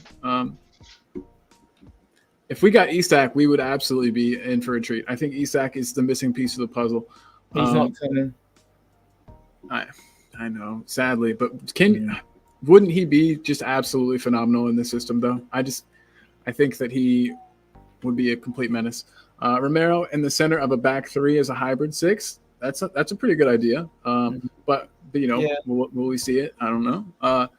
Vlahovic, Eze, and Kessié, would be Dragons, and that's a good shout as well. I've heard little grumblings about Kessié, but since we really were supposedly in for him 3 summers ago, I haven't heard a whole lot. To McKennie at the same time, weren't we? Both of them we were looking with. Yeah, with Conte, I think. Jose, rival fans on Football Terrace were saying, are Spurs surely going to finish above Palace next season, considering the form Palace had in the end when asked about expectations from us next season? Oh, so are Spurs surely going to finish above them? And then Graham saying, while Ange wants to win the league. And who wouldn't want to win the league, though? I mean, you've got to – I would be more worried if it looked like he didn't want to, win the league, or if he wasn't saying that. I think that's constantly kind of people use that as a stick to beat him with, the fact that he said that, he wants us to be competing for the league next season. But what else would you have had him say? I don't know if you guys agree, but I don't think that he could have he would have been crucified for either answer, I think, in that scenario. Gonna see for what I will say to Graham's comment there is that look, I'll say it again, what I've said before. Glasner is a very, very good manager, right?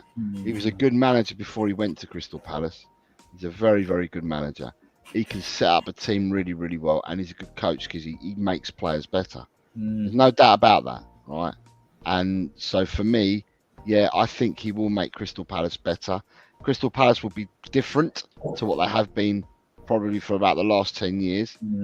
He'll change Crystal Palace. It'll be a different system, with a different way of playing and stuff like that. But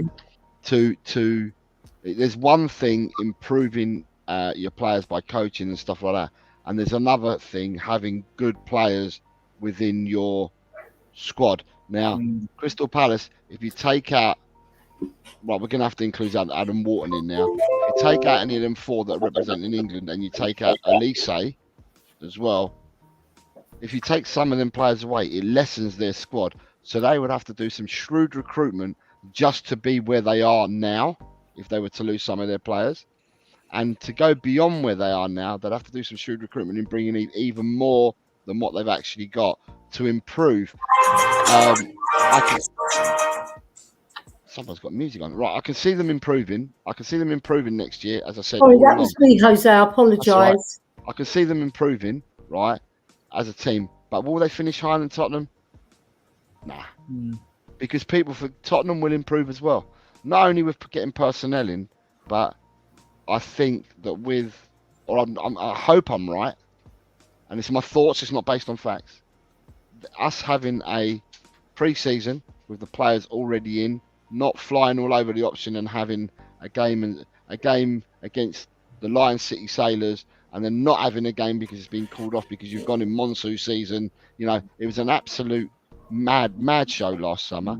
We seem to have got our act straight. We've got 6 games to play this pre-season. Our pre-season seems to be panned out already. We know what we're doing. We know how long we're going to be on the grass for. We know when our first game of the season is going to be, so to speak. So we're going to get better. Other teams will get better, but we're going to get better as well. Mhm. Some teams will regress. Yeah. And Palace will only regress. Palace will only regress, in my mind, if they cannot build a competent squad. But I fear that Palace are going to lose some players, but it depends on what they can bring in over and above what they lose. That Mateta of Palace is very good. He's a big unit, isn't he? Mateta. It's got, I don't know how many goals he did in the second half of the season when Glasner came in. He was given a chance to play, but before that, Hodgson and everyone else that had him before that, they weren't playing Mateta. I know. It's Probably why they weren't doing as well. From the little I've seen of Palace, I mean, in Germany, Glasner played with wing backs, didn't he? I'm sure he did. Did he? And he plays with wing backs here now. He's playing with. They bought Munoz. Yeah, he's gone to a 3-5-2 already with them. Yeah, because to me, a good manager, if you come with a footballing philosophy and you look at your squad and you believe they can adapt it, then fine, you adapt your philosophy. But if you think you haven't got the players to adapt to your philosophy, then a good manager will change until he's got the players to adapt to his philosophy. This is where I think Ange is coming to criticism for some of the Spurs fans, right? They think we could play better systems, and we all think we can play a back five, but it's not his philosophy, is it? So even a back four, So Ange must believe the players can do the job. Otherwise, you could accuse him if he's banging his head against the wall. Yeah. So with Palace, he went to a 3-5-2. He bought that Munoz in. So Munoz is right wing back. And his left wing back is Tyreek Mitchell. Yeah, so that name sounds really familiar to me. And then they was he in the played England with squad? Isn't he Ledley King's cousin? No, that's Ben Johnson from West Ham. Oh, that's the other one, the West Ham guy. Yeah, West Ham, I always get confused with those two. Released on a free, Ben Johnson. He's a right back. Ben Johnson. He's quite young and he's been released on a free. What was he released? I mean, it seems silly because he's only the young. Contract, he didn't agree a contract with them, and he's been released. Well, we could snap him up. He's a really decent player, and I reckon Ledley King would take him under his wing and make him into another Ledley King. Good afternoon, Mark. By the way, Mark's in the house. I'm saying good afternoon to Mark Cook. Yes, big up, Mark. Good to have you here, buddy. Real quick, some other comments. Destiny is saying we could go on a scary good run again, but it comes down to squad depth. Will we have it? I doubt it. And you're 100% right. I was cheekily in the title talking about, could Spurs win the league with 200 million worth of investment this summer? And I mean, while anything could happen, you're right, squad depth would come and bite us in the ass inevitably. But I was just thinking about Leicester, obviously that year that Leicester did the impossible and won the league with what I consider to be a very thin squad. And of course the stars all aligned. They also had a striker that came out of nowhere and was scored, didn't come out of nowhere, but after some not great seasons had started to, just absolutely bang them in, couldn't stop scoring goals. So that's one reason why I think out of that 200, you would have to get a striker. I mean, if we want to compete for things next season, we need to have Sonny on the wing, and we need to have a striker that can put in at least 20 goals. Yeah. And so Vardy and Iniachu stepped up as well, Colin. I mean, he wasn't firing on all cylinders, but that season he played quite well. And then Vardy was just like scoring for fun. Yep. Yeah, Vardy was an absolute menace that season. Yeah. So, I mean, I agree with Destiny here that we probably won't have the squad depth to do it, but hopefully we can, get a cup win. I don't know. I hold out some hope that maybe, especially if we chose one of the cups to kind of prioritize, I think that we could. I want to win Europa League. I'm like, the last time I went to the town hall, I don't even think we had a League Cup one. I don't think they did it, did they? When we won the League Cup, they didn't do a parade. I'm sure they didn't, because I can't remember going to it. And I've been to every single parade since I was born. I even went to the 1967 one because my dad put me on his shoulders. And the town hall was just literally about 200 yards from my home. Oh, wow. That's how near it was. I think we should park Parkour thoughts of the FA Cup, because that doesn't come till the first week in January. We should go strong in the League Cup with our strongest team. Yeah. Then because we've got 8 games in the Europa League, 4 at home, 4 away, and it will be against 8 different teams. So you don't know if you're going to get the stronger team home or away, right? We should go hell for leather in the Europa League, win at least 4 to 5 of those games to give us 3 dead rubbers so as we can play the youngsters. Yeah.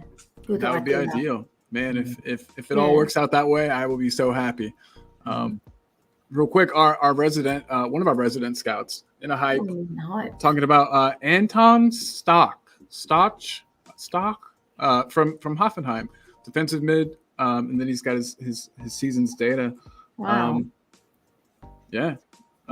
Big lad, 6'4". That is fast as well. 33.8 kilowatt. Was that kilometers? Is it? Or yeah. I don't know what kmh stands for, but I would say kilometers per hour. Per hour. Yeah. So hey, that'd be awesome if we need another. I mean, wow. We know that Ange likes speed, so and he's 6'4" like Van der Ven. Yeah. Hiroki Ito's no slouch though either. Anton Stach. Is he German? Anton Stach. I'm assuming. Hold on, let me Google. You look him up as well. Anton Stach. All these names popping out. He's German. He's a German. So German maybe we could. Are normally very good, aren't they? Oh yeah, he's quite good looking as well. Sorry. There you go. Ellie's sold. My husband's away. Oh, he doesn't look so good looking now. Sorry. So, oh no, you're good. But Frimpong, why don't I know anything about him? Where is he playing currently? By Leverkusen, Frimpong one side, Grimaldo's on the other side. Yeah. But they play. Are just super. But they play a 3-5-2. Hence why you've got Tar, Tapsoba, and there's another centre back they've got there. Hincapié hasn't been getting into the team. And they've played with Grimaldo and Frimpong. Jeremy Frimpong.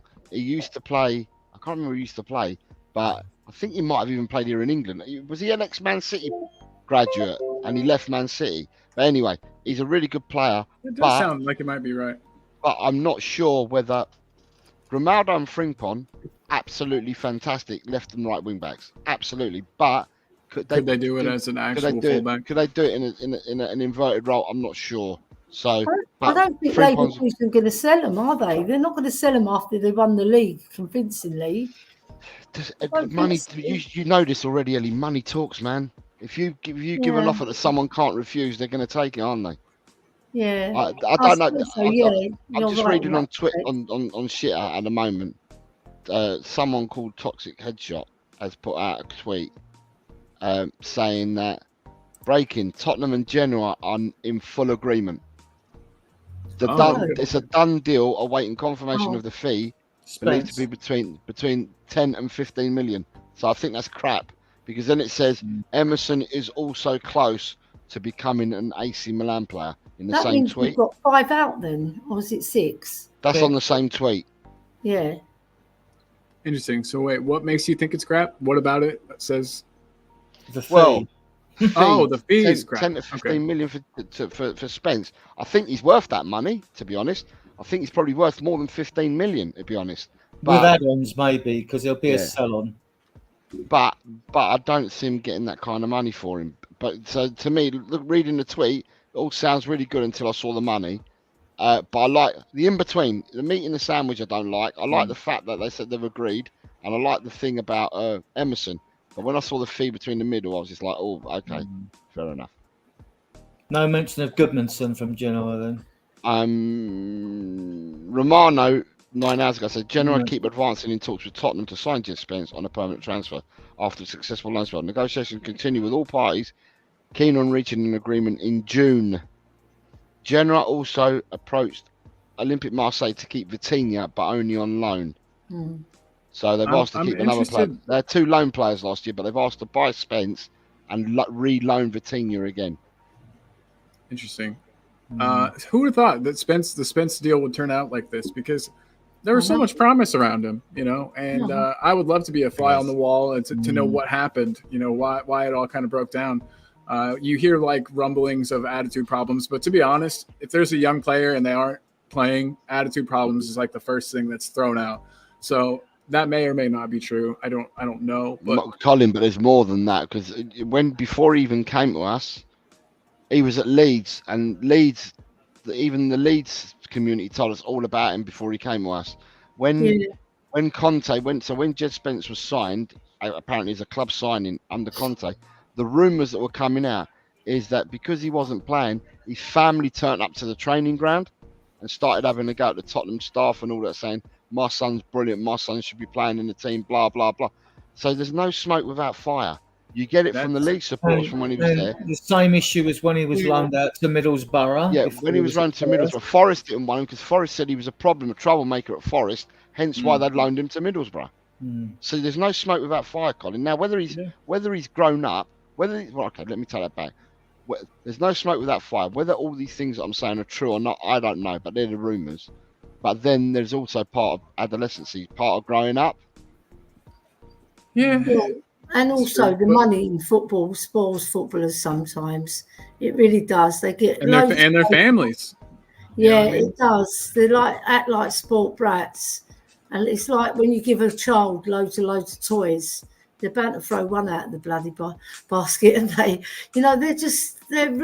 really are sport footballers. They're getting about the minimum 40,000 a week for just an average footballer in the Premiership, and most of them are getting 100k plus. Yeah, it's insane. But yeah, I mean, I think you're going to say it's a shame, and it definitely is. Especially, I was so excited for Spence to come in, but Jose, I don't think that fee is totally unreasonable. Like, I mean, what I'm saying is, I could see us getting 10 for him. 15, I guess, is on the higher But what's end. interesting though, Colin, is that, and Adrian might remember this as well. Didn't he have a release? Wasn't there some sort of? It was an obligation to buy him when he sent him last season, and it was $8.5 million. That's what I'm sure it was. I'm sure it was an $8.5 million obligation to buy. So, and then there's rumours saying that they didn't want to pay the $8.5 million. They were haggling with Tottenham to pay 5 or 6. Is where Adrian said then they'll put the rest in add-ons to make the rest of it up. But to jump from $8.5 million. Right, to go from $8.5 million to Genoa only wanting to pay 5 or 6 to now somebody saying 10 to 15, that's big jumps. They're not baby steps; they're huge jumps. We don't know the true figures. This is a media speculation on price. Correct. I would say like Spurs aren't paying the extra 5 million and blah blah blah, and then you find out at the end of the window we weren't even in for that player in the first place. First place, correct. I mean, so annoying. When there's talk, the reason I like the Eze talk, it says Johan Lang is talking to Crystal Palace. Now, you don't talk to the club about a fee if you haven't really sounded out the player that he wants to come. So as he wants to come, so they obviously they've agreed wages with him, agreed to deal with his agent. Now it's just a question of the rumoured now. First it was like 55 to 60 mil. Now the latest rumour is 60 mil plus 8 million add-ins. Yeah. 8 is a pretty specific figure to mention. Whether it's true or not, who knows? I mean, Adrian, can I ask you a question? Is it the agents that move the goalposts or the clubs, or a bit of both? You never had this in the past, Ellie, with players. When Nicholson bought a player, the next thing you heard about in the papers the next day. But agents like to create a bidding war. They get more money, don't they? So they do. Agents cause a lot down settle. A lot of fan bases out there. They're just like leeches. Are they going to stop the agents from doing this? No, they can't. No. They're third parties. It's a shame, It's such a shame that there's agents about. I mean, all this talk about tapping up. I mean, like, what's wrong with them having goes on outside the clubs now, but it is really the clubs tapping them up. We do tap up players. Every club does it. Every club does it. But you just don't want to doing it. To do the tapping up. That's the only difference, Yeah, but we used to have managers that used to do the tapping up, didn't we? We used to have Terry Venables, Eltel used to do some tapping up. So Harry Redknapp used to do a bit of tapping up, and that. He'll swear at you if you say that. Who's that? Harry Redknapp, because you've got it on the brands. You know, when they say you're a wheeler dealer, and he goes, "F off." Tottenham had managers where we didn't have to rely on agents to do the tapping up. We had our managers doing it. There were times though, whenever we felt like it was happening to us, and we felt aggrieved. So if they could it's tap crazy up how much. Hojbjerg and get him out of my life, that'd be brilliant. Oh my gosh! Hey, you know that there's been talks. I think he's going to go to Napoli, isn't he, with Conte? That would be Conte, that would be something. Yeah, I mean, Bayern definitely tapped up Harry Kane, didn't it? It went on, didn't it? You know. Yeah. You think this is a player that gets vilified, and Mourinho and Conte, two of the best managers in the Premier League and worldwide, want Hojbjerg, so he can't be that shit. I don't believe for 1 minute that Conte is going to come to Tottenham for any of the players. I don't believe that for 1 minute. But people were saying he's going to come back for Hojbjerg and for Kulusevski. I don't think he's coming back for either. You don't think so? Nah. Well, Hojbjerg's agent's gone to Italy, so that makes sense. Yeah, but that's because Salernitana or Sassuolo, one of the relegated teams, want to buy him for their Serie B for next season. Oh man, shots fired, guys. You troublemaker, Jose. I know. Troublemaker. Trying to start fights. We only recently completed the Decky deal anyway. After the loan deal was up, we've only recently completed, so he's on a contract. No one's leaving Spurs unless Ange wants them to go. No one's going anywhere. Hey, real quick, I just wanted to point out this. First of all, to say hi to David Clark, because this is the first I think I've seen your name in the chat today, David. Hope you're doing well, man. He says, though, that Palace said they have a list of 3 players of which they're willing to sell 1. If Levy doesn't pay the 60 million exit clause for Eze and Chelsea come in for Elise, then we won't get Eze. We'll get Eze. Chelsea. David Clark is the man of doom. No, I like it though. One, doesn't he? Yeah. He's hitting us with a dose of realism, though. I like it. David. Yeah, you know, keep on dropping those bombs. So I guess if Eze didn't come, and if that Eze deal falls through, have you guys heard about any like alternatives, or are there any players that you guys would like as an alternative to Eze? Yeah, like if we didn't get him, if something happened. I like Pellegrini of Roma. I think he's a very good player, very tenacious. He's a box to box. I like him because when he carries the ball, he's very tenacious. If he loses it, he wants to win it back straight away. You know, and very good for going forward, linking up play. You know, he's a very experienced player as well. Played in the top league in Italy. You know, they build them tough in Italy. They don't take no prisoners. So if he can survive that league, he can survive the Premiership. I think he's a very good player. That's not a bad shout. I always hear people saying that the Italian league is slow compared to the Premier League. And I can't comment on that with a ton of, I can't be too sure about it. I think the Premiership is very rush. You know, when you go in rush hour in London. You guys ready for a list? You guys ready for a list? Yeah, we're ready. Right, we've been ready. We're born ready. 6 players Bayern Munich said are available to go this summer if they receive suitable offers. Right? Yeah. Kingsley Coman. Serge Gnabry. Oh, yes. Leon Goretzka. Joshua Kimmich. Yes. Nuswa Mazraoui. He's fantastic. Wow. And Matthias de Ligt. Wow. 4 out of those 6 are very attacking Can we players. buy 6, please? Adrian, what do you reckon on them 6, mate? Right, hang on. Adrian's he's going to have he's got to have a lie down now if we get all those 6. He's salivating about these 6. Yeah, he's Can you repeat them, please? I wasn't concentrating, so I was looking at something else. No. So Bayern are allowing 6 players to leave if suitable offers come in the summer. Yeah. It's been announced. Kingsley Coman, Serge Gnabry, Leon Goretzka, Joshua Kimmich, Nusa Mazraoui, and Matthias de Ligt. Wow. Yeah. Joshua Kimmich for sure, I think we would benefit. Oh, yeah. Gnabry destroyed us in the 7-2 game, didn't he? He did. But as a former Arsenal guy, years ago, You know what? I don't know how old these players are, but they've put on a few years since we played them. They spanked us 7-2 at the stadium. I was at the game, unfortunately. Oh shit! I'll be looking at their ages, and I'll also be wondering why Bayern are getting rid of them. Because they've got a new manager who's coming in and he's got and cleared the deck and put a stamp on his own team. To be honest with you, right, I'm looking at all them 6 and I'm saying, Mitch.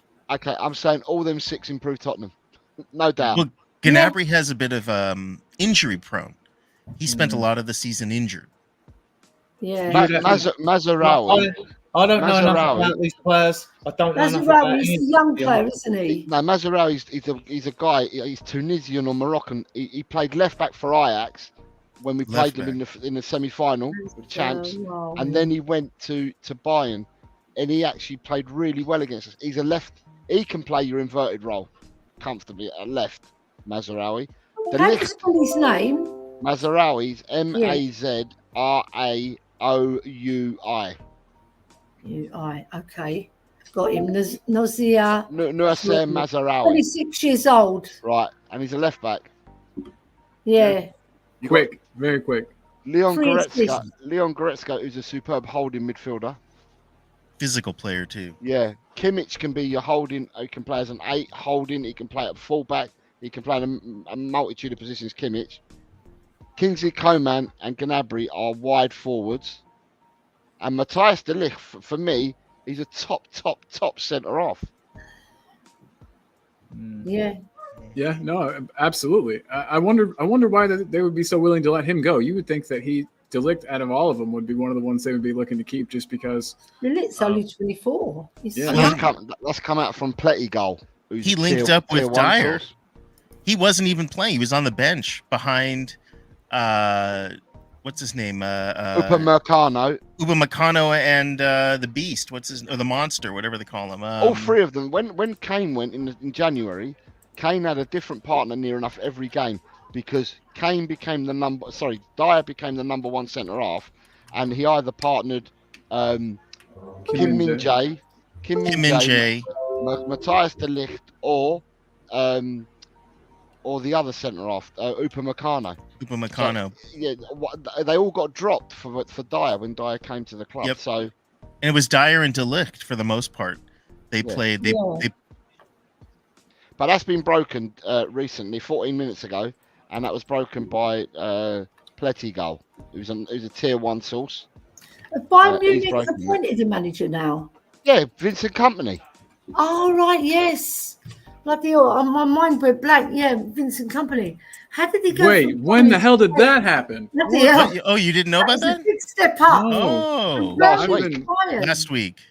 I've been hiding under a rock. Jesus, that's quite crazy. He's a talented footballer, and he would be a fantastic coach. He's just, he's done his best for Burnley, but they went down. Burnley just couldn't.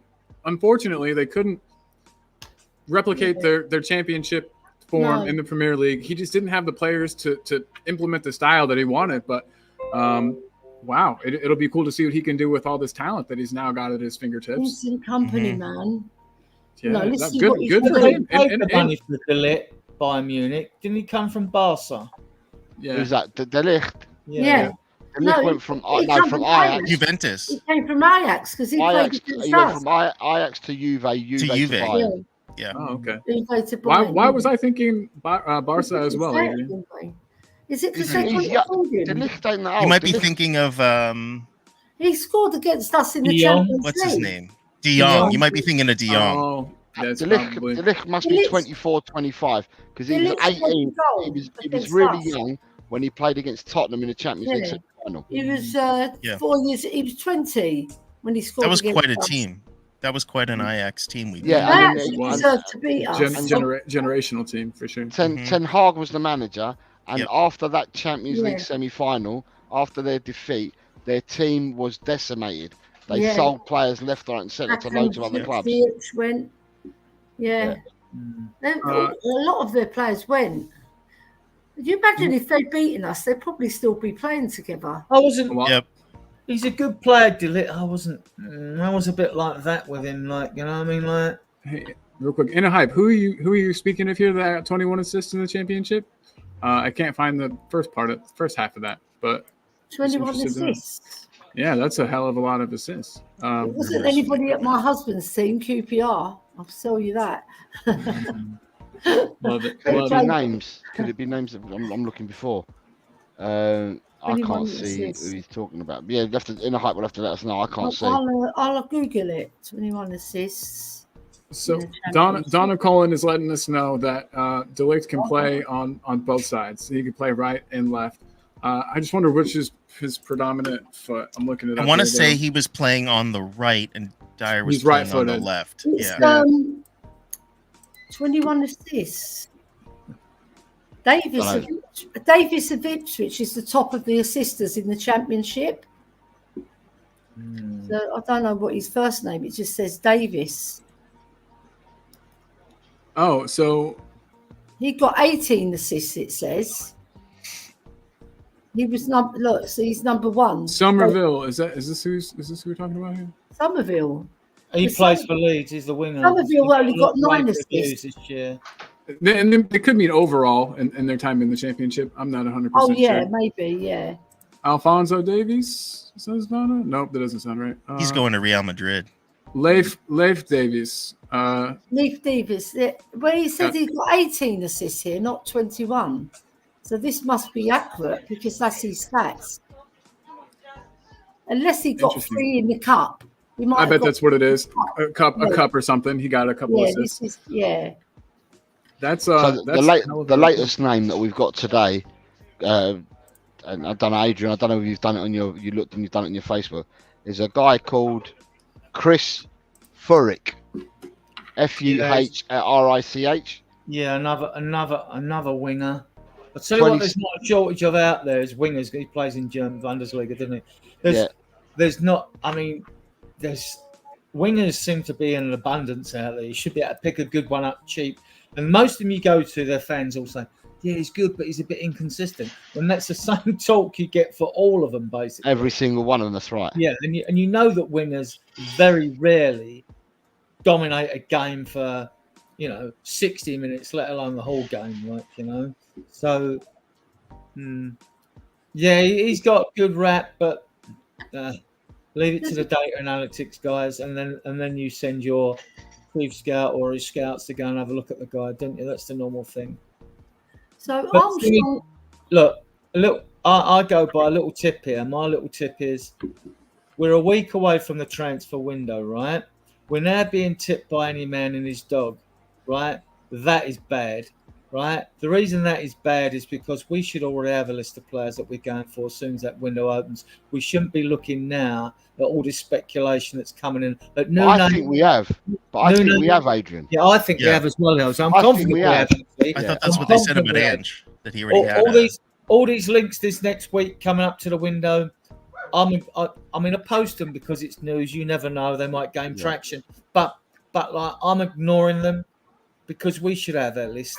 If it's strikers, it's going to be Tony and Jimenez, right? We're in for Eze.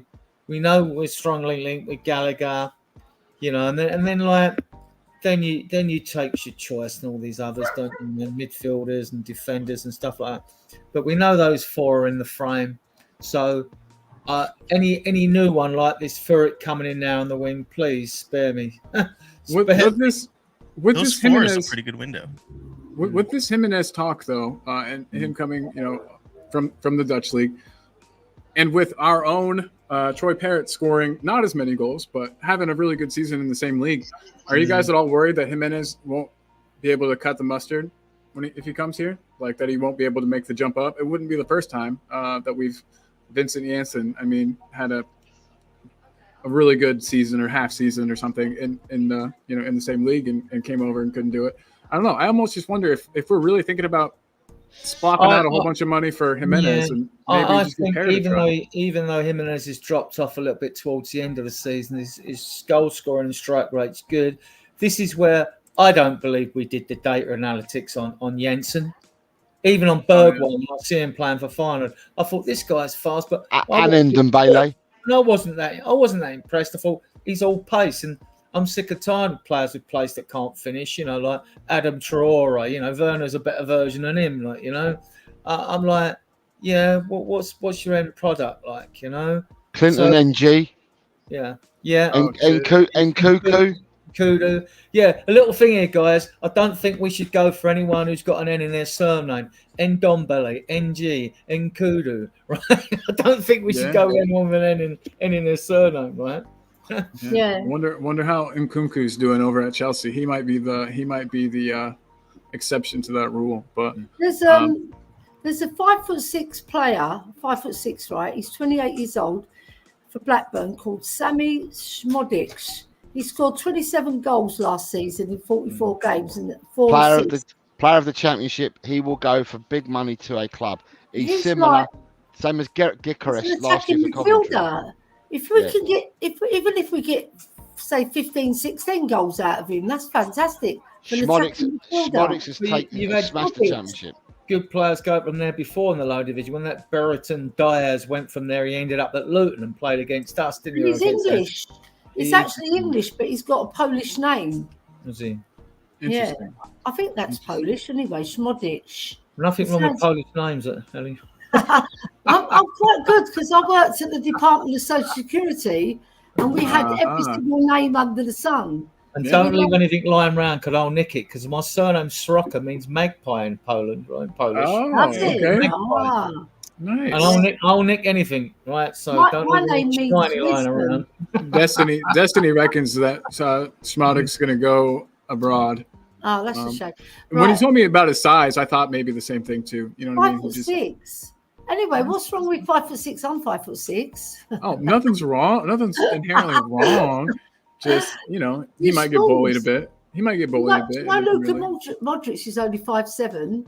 Yeah, no, for sure. There definitely are exceptions, but I can't help but accidentally, but think of Brian Hill when I think of small, short little guys. Yeah, that's an exception. There's loads of players. Messi's 5'7". Yeah. Lots of little players. What's his name? The one for Chelsea. Zola. Szmodics plays for Ireland. I had no idea. Brilliant player. Daniel's saying he doesn't know if he's gravity as well. That is true. They're harder to take down. Tevez, I know Tevez wasn't as short, but Tevez was a good example of that too. I think a guy that wasn't super tall, but very strong on his feet, very hard to take down. So. Yeah. Oh, he's Irish. Oh, he's Polish-Irish. Polish-Irish. There's a connection there with the Catholic bit, isn't it? So what have we got here? Real quick, I just Swap pointed out. He said from Jedson, Doherty, etc. to Kulu, Bentancur, Van de Ven, Vicario, and Udogie. We've come a long way. We have. And he's saying so moaning. We should rather trust our recruitment staff. After all, it was created by footballing brains like Scott Munn of Citigroup, Dom Paratici, and Johan Longa, who started the foundation for rise of Aston Villa. Yeah, absolutely.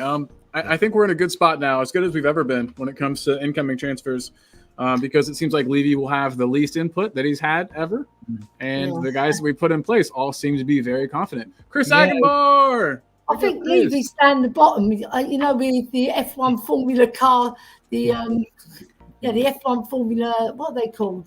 Go-karts? Go-karting. Yeah. But he's probably riding those every day because he loves F1, doesn't he? Yeah. Didn't Tottenham own like an F1 car or something at one point? No. Probably. I wouldn't be surprised. He loves his Formula One, and the company I used to work for, Marcus Evans, we did Formula One. So I was destined to go to Formula. Well, I went to one, and then I was going to go to another one in Dubai, and I was really looking forward to it.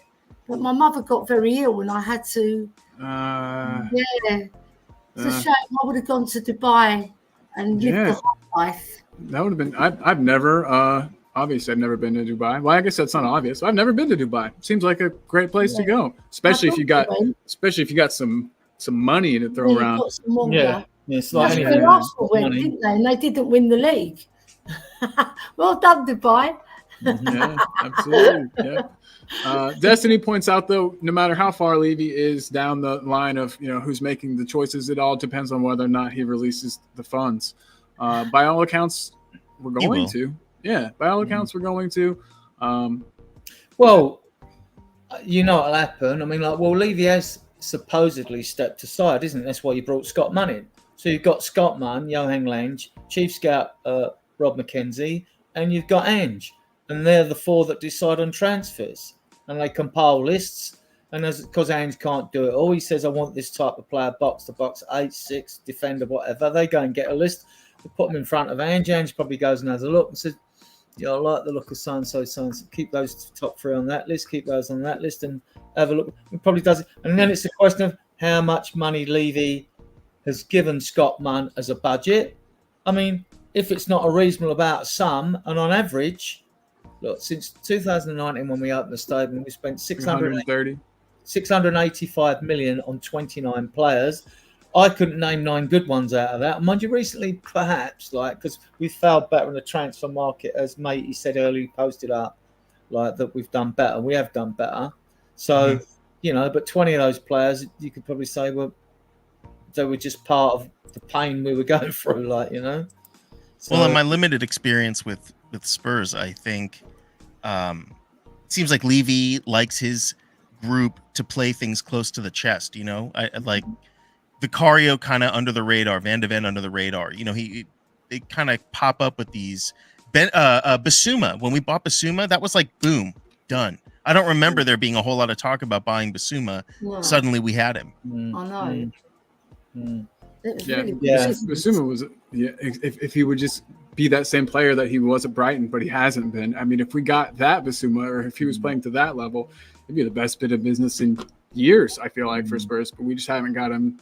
We just haven't got him up to speed or whatever is going wrong. Or get young players who have yet to get an agent.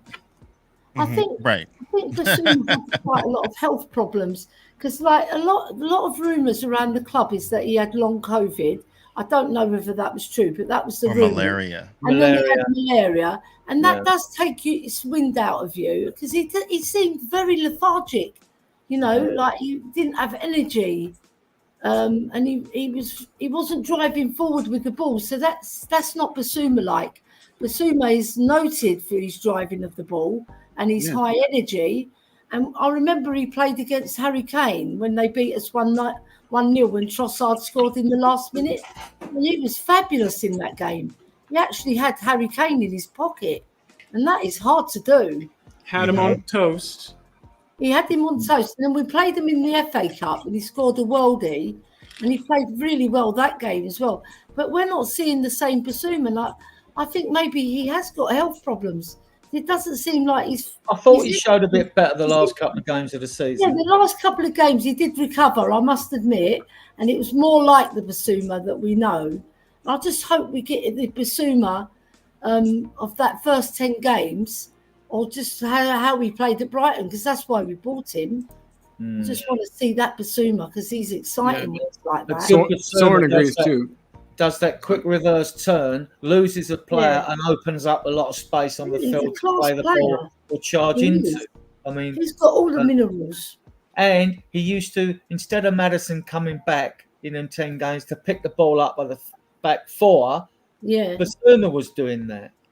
But Basuma's lack coming back because he's been at fault, being lazy coming back, tracking back to he's been getting sometimes probably a bit too far forward when he should have been coming back to receive the ball to help the 2 central centre-backs out. Because when Vidi went across to cover for him, and for Udogie, who didn't get back, we conceded a goal, didn't we, against an easy goal. They just came straight for our middle, you know what I mean? It was just he needs to... Look, I'm a fan of Kulu. Listen, you don't get your mojo back, you don't play, as far as I'm concerned. You know what I mean? I think Jose's gone to cook, hasn't he? I think so. He did say, he's put a comment in here to the guys that if we could, and if you haven't already, well trained, I'm telling you. They do. They sure do.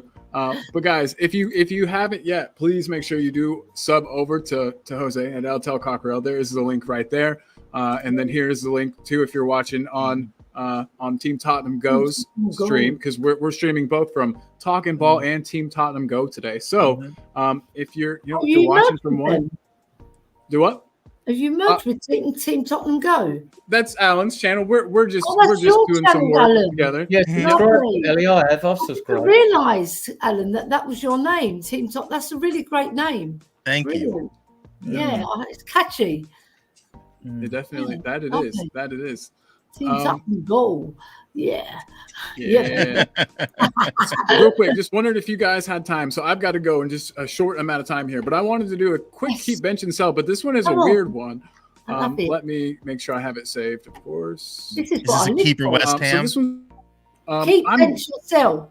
Yeah, and I want to take players. Yeah. I want to take strikers that have failed at Spurs, and then I want to, the big flops. To then have us say which one would do the best in this Ange system. In this Ange system. So, if you guys are ready, I will. Come on then. Play the beautiful intro that everybody loves. Oh, I love this intro. You've got new music on it, or you? No, I just take the hit. It's okay. They just say, "Hey, don't." So no worries. Here we go.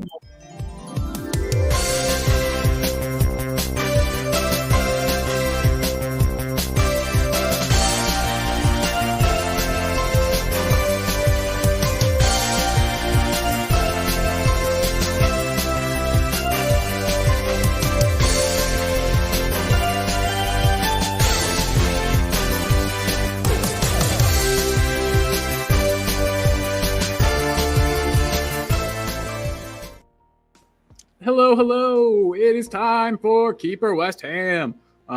Guys, this one, like I said, is purposefully weird. And we'll go ahead and we'll do a keep, a bench, and a sell. But I want you to try to think in terms of how they would fit into this system that Ange plays. You could call all these guys flops. You could say one of them, maybe not. But Soldado, Adebayor, and Vincent Janssen. So yeah, I just wanted to pick you guys' brains out of their play style, out of the way that we're playing now. Who looks like they would finish the most chances in this system? Holy moly! Yeah, because I honestly, for me, I think it's easy, but only because of how we play and the way that where the ball ends up, and the way the wingers are playing the ball in and. Yeah, I don't want to give you mine yet, though. I can go first, I guess. Alan, yeah, do it. Wow.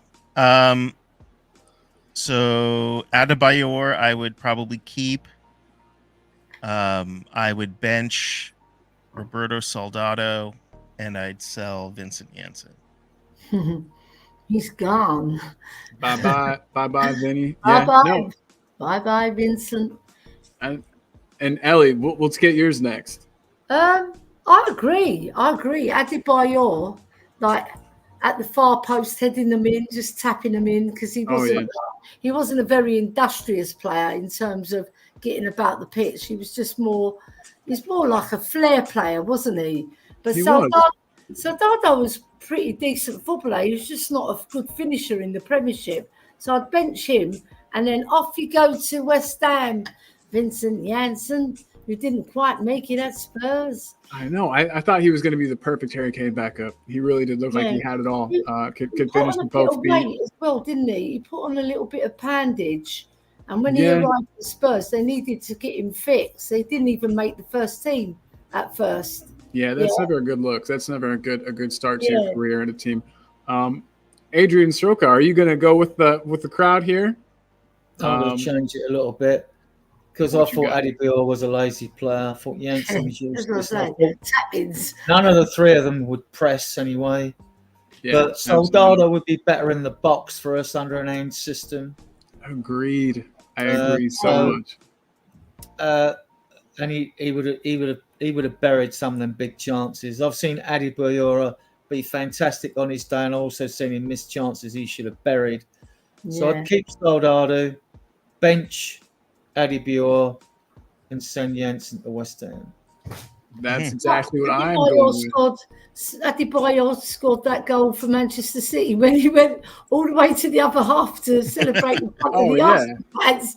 That was really cool. I was going to say that'll go down in history as he'll go down in history for some of the goals he scored and some of the his antics. He definitely could. He had in his locker, the ability to score a great goal and more than one kind of goal. Like you were, he could head them in, he could tap ins, he had some long range shots that were really nice, but he wasn't consistent. You know what I mean? There was no consistency to his game. Yeah. That's my biggest problem. And Soldado, there was a reason why for it was either 3 or 4 years in a row he was the third leading scorer in La Liga behind Messi and Ronaldo. And it's because dude could finish chances in the box. And I know he didn't do it well here, but we also didn't feed him many chances in the box. Whereas now we play all those low crosses, fizzed across the face of goal. I think he would do well. I was biased against Soldado because he was bought with Bale money, and I was so sad when Bale left. Yeah. And I remember once we were playing in Europe, and myself and my cousin didn't get into the game, and he hadn't scored. I think for about 20 games he hadn't scored, and he scored 2 goals that game in the European game. I can't remember who we were playing. I think we were in the Europa Cup though, and we missed both goals. And my cousin turned to me and said, "Just stand up. He scores 2 goals and we miss them." yeah. It's I'll find out who we were playing because it was in the Europa Cup. Yeah, let me know. Soren here says he'd like to see Soldado in this system. Soren, I agree. It would be sweet. Destiny 5 though is keep it out of your bench in Soldado, selling Vincent Janssen. So the same as you and Ellie. Audio, same thing. Hype saying so many catalog poses. Yeah, they're looking good, man. Ryan G again. Everyone. So this is definitely the winner today. Keep Adebayor, bench Soldado, sell Janssen. This is Ryan G. Soren saying Soldado was a better player than he showed. Never got any service when playing for us. 100% agree. 100%. He was a good footballer. You know, he could play a bit. Yeah. Oh, and he was our record transfer, fee at the time. I mean, that does mean something. Didn't we buy like 6 players at the same time with him? It was like a group of 6 with the Bale money. Yeah, 7. The Magnificent 7. But yeah, so we had real quick. We had Kirikesh, we had Soldado, we had Lamela, we had Eriksson. Paulinho. Yeah. I'm having trouble remembering who the other 2 were. But yeah, we got a bunch of players that I thought, Chadley. And then there's one more. Yeah, I can't remember. Nasser Chadley, that's right. I missed Chadley. Okay. He was. Yeah, he was okay.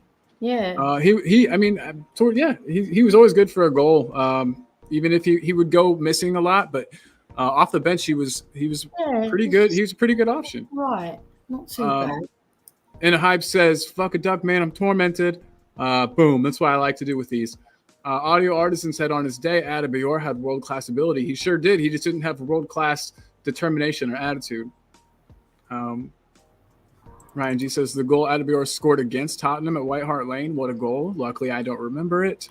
Yeah. The one thing Arsenal fans and Tottenham fans agree is we both hate Adebayor, says Daniel. We beat them 5-1, though, so that was good. And he scored their only goal. Oh, okay, yeah, well, then I'm fine with it. When Janssen popped back up for Holland during the World Cup, I was shocked. I thought he would be lost in Mexico forever. Yeah, he was doing well, though. He won a title, was playing at a really nice stadium. I could get it. He's Chadley and Etienne Capoue or Capoue or however you want to pronounce that was the other guy. Yeah. I forgot about him as well. He seemed like another good player that I think his attitude wasn't great from what I heard, but he was definitely a solid enough midfielder. Yeah. And then we got David Clark's answer. He says, keep Adebayor, bench Soldado, Janssen disappear. Yep. Ooh, Thanos snapped and he's gone. I was about to say, did Capoue play at Spurs? He knew it. Adebayor battered us for Real Madrid too. That's a good point. I forgot about his stint with Madrid. Wow. And then Brandon's talking to us, says, to the American fan on the panel, you do know Spurs are a small club. You could have picked Chelsea or Arsenal among the London clubs. So why the hell Spurs? Why Spurs? funny question. I like the way they play. Harry Redknapp. That was about when I started to take a big interest in. Yeah. And Brendan Fraser. Yeah, but you can't talk about your club being a Chelsea fan because you don't know if you're going to be found guilty when you're charged, in which case you could find yourself relegated, mate. So I wouldn't start shouting too much about anything because the sword of Damocles is hanging over Chelsea's head at the moment. Hell yes! Look at this, Soren, because Spurs are the greatest team in the world. Hell That's yeah, right. Soren. Hell yeah! I appreciate you, man. I know. For me, I was I liked Gareth Bale.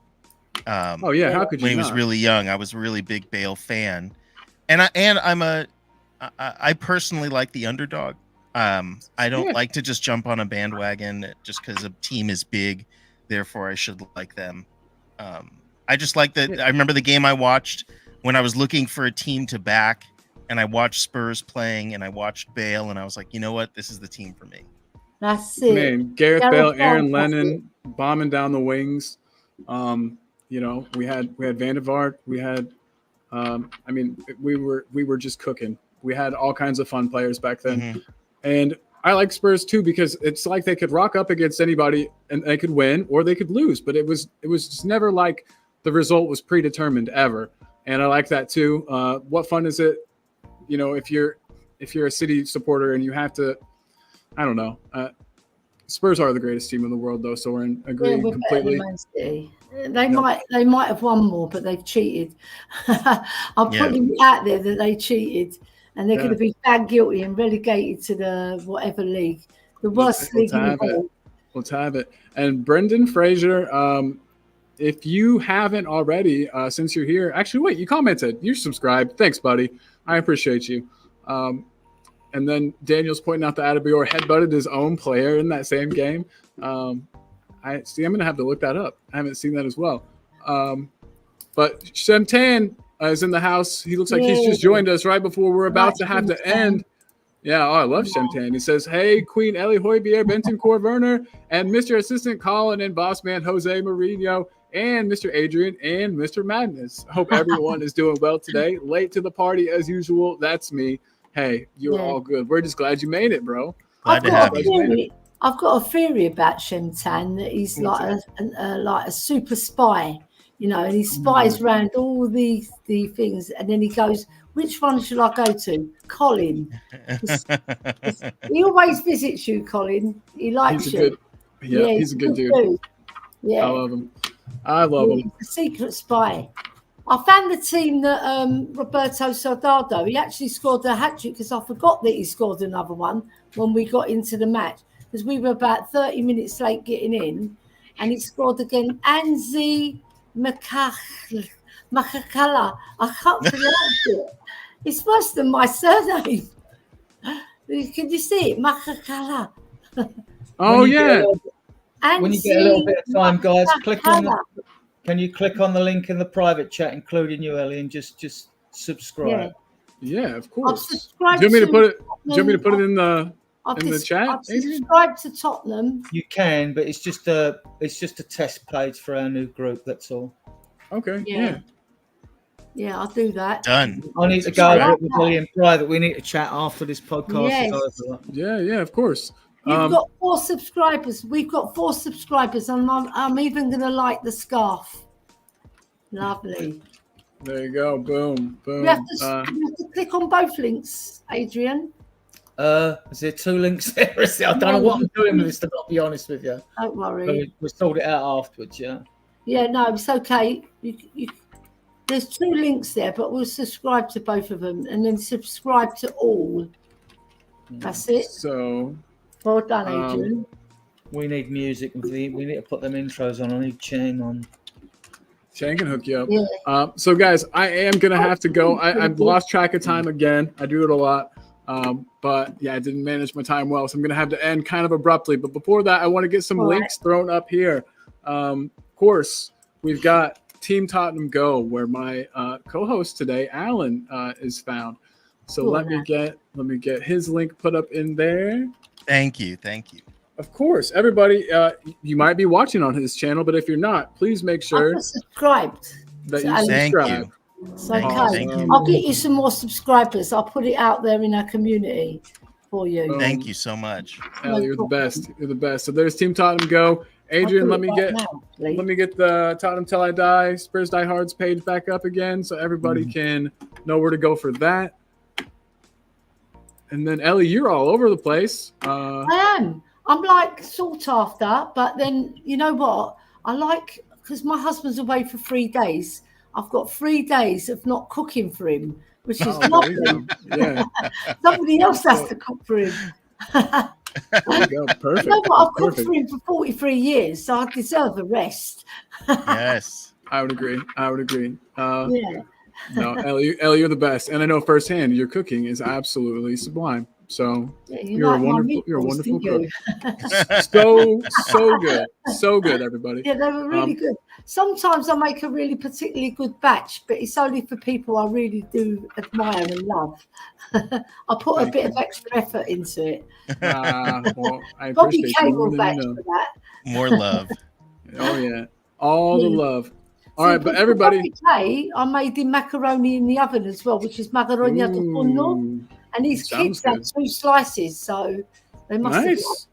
That They day had I to, made yeah. it really well. For the party, it was cold, and I said to my brother, "Why did you serve it cold?" I had to go at him. It doesn't matter.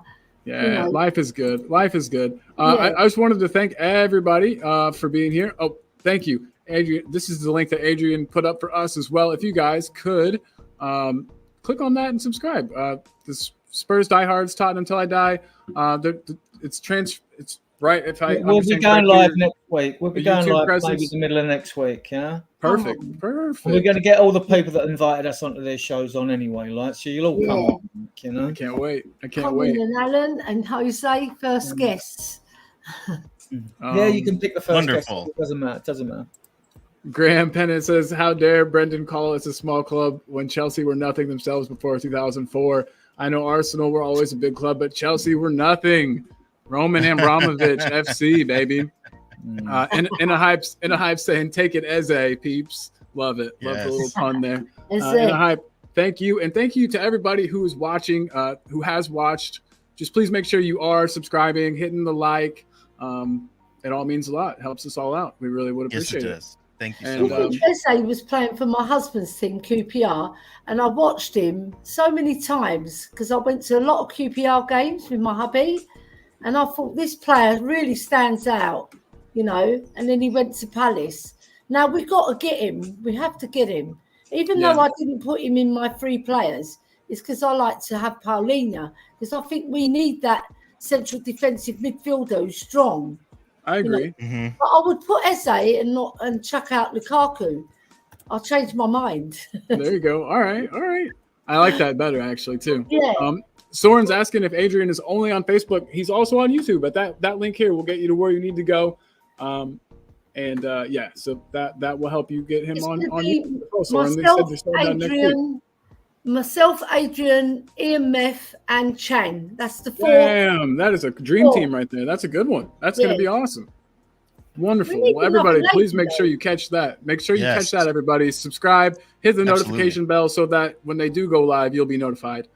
But guys, I really do have to run so that I am not late for work. Let me just wanted to say thank you to everyone again. And big up to everybody. Alan, any final thoughts? No, thank you to everybody that showed up. Jose, I know wherever he went, and Adrian and Ellie, please thank you for showing up and being here with us. And of course, Colin, thank you. My pleasure. We have to have some people with some sense come in, so we're glad that you guys showed up. And then boost everybody else's podcast as well. Yeah, because we've all got to stick together, us Spurs fans. Even if we don't like each other, we've got to stick to each other. We all like each other. I love you two. I mean, and Adrian's not too bad a lad. He's been giving me some brilliant tips for my health, because my health has deteriorated with my legs. And Adrian's really helping me. I had some green beans today, Adrian. Good. And it really did help me. There you go. Yeah. Good stuff. Adrian is the medicine man. But guys, I do have to run. So we're gonna say one more time. Thanks to everyone. And come on, you Spurs. Come on, you Spurs. Spurs. Tottenham till we die. Big up the chat Spurs channel. fans. And guys, Right. one more last thing before, so I don't get killed, and also because I love the man. We need to put in Jose's link one more time. Yes. Jose. YouTube.com/. We had a nice stream today, Colin. I'm gonna have to go back and watch. Yeah, the one from this morning. Mark Cousins, Adrian, and who else? Oh, yeah, we had David Shear, but he was in and out. That's David. That's David and his internet for you, for sure. Yeah. All right, well, guys, there is LTEL's link right there. Please make sure you've liked and subscribed that channel and the videos on that channel. It helps us all. And with that, I really do have to run, so I'm gonna play a little small outro vid, and then we will see you guys next time. Thank you. Bye, everyone. Bye-bye.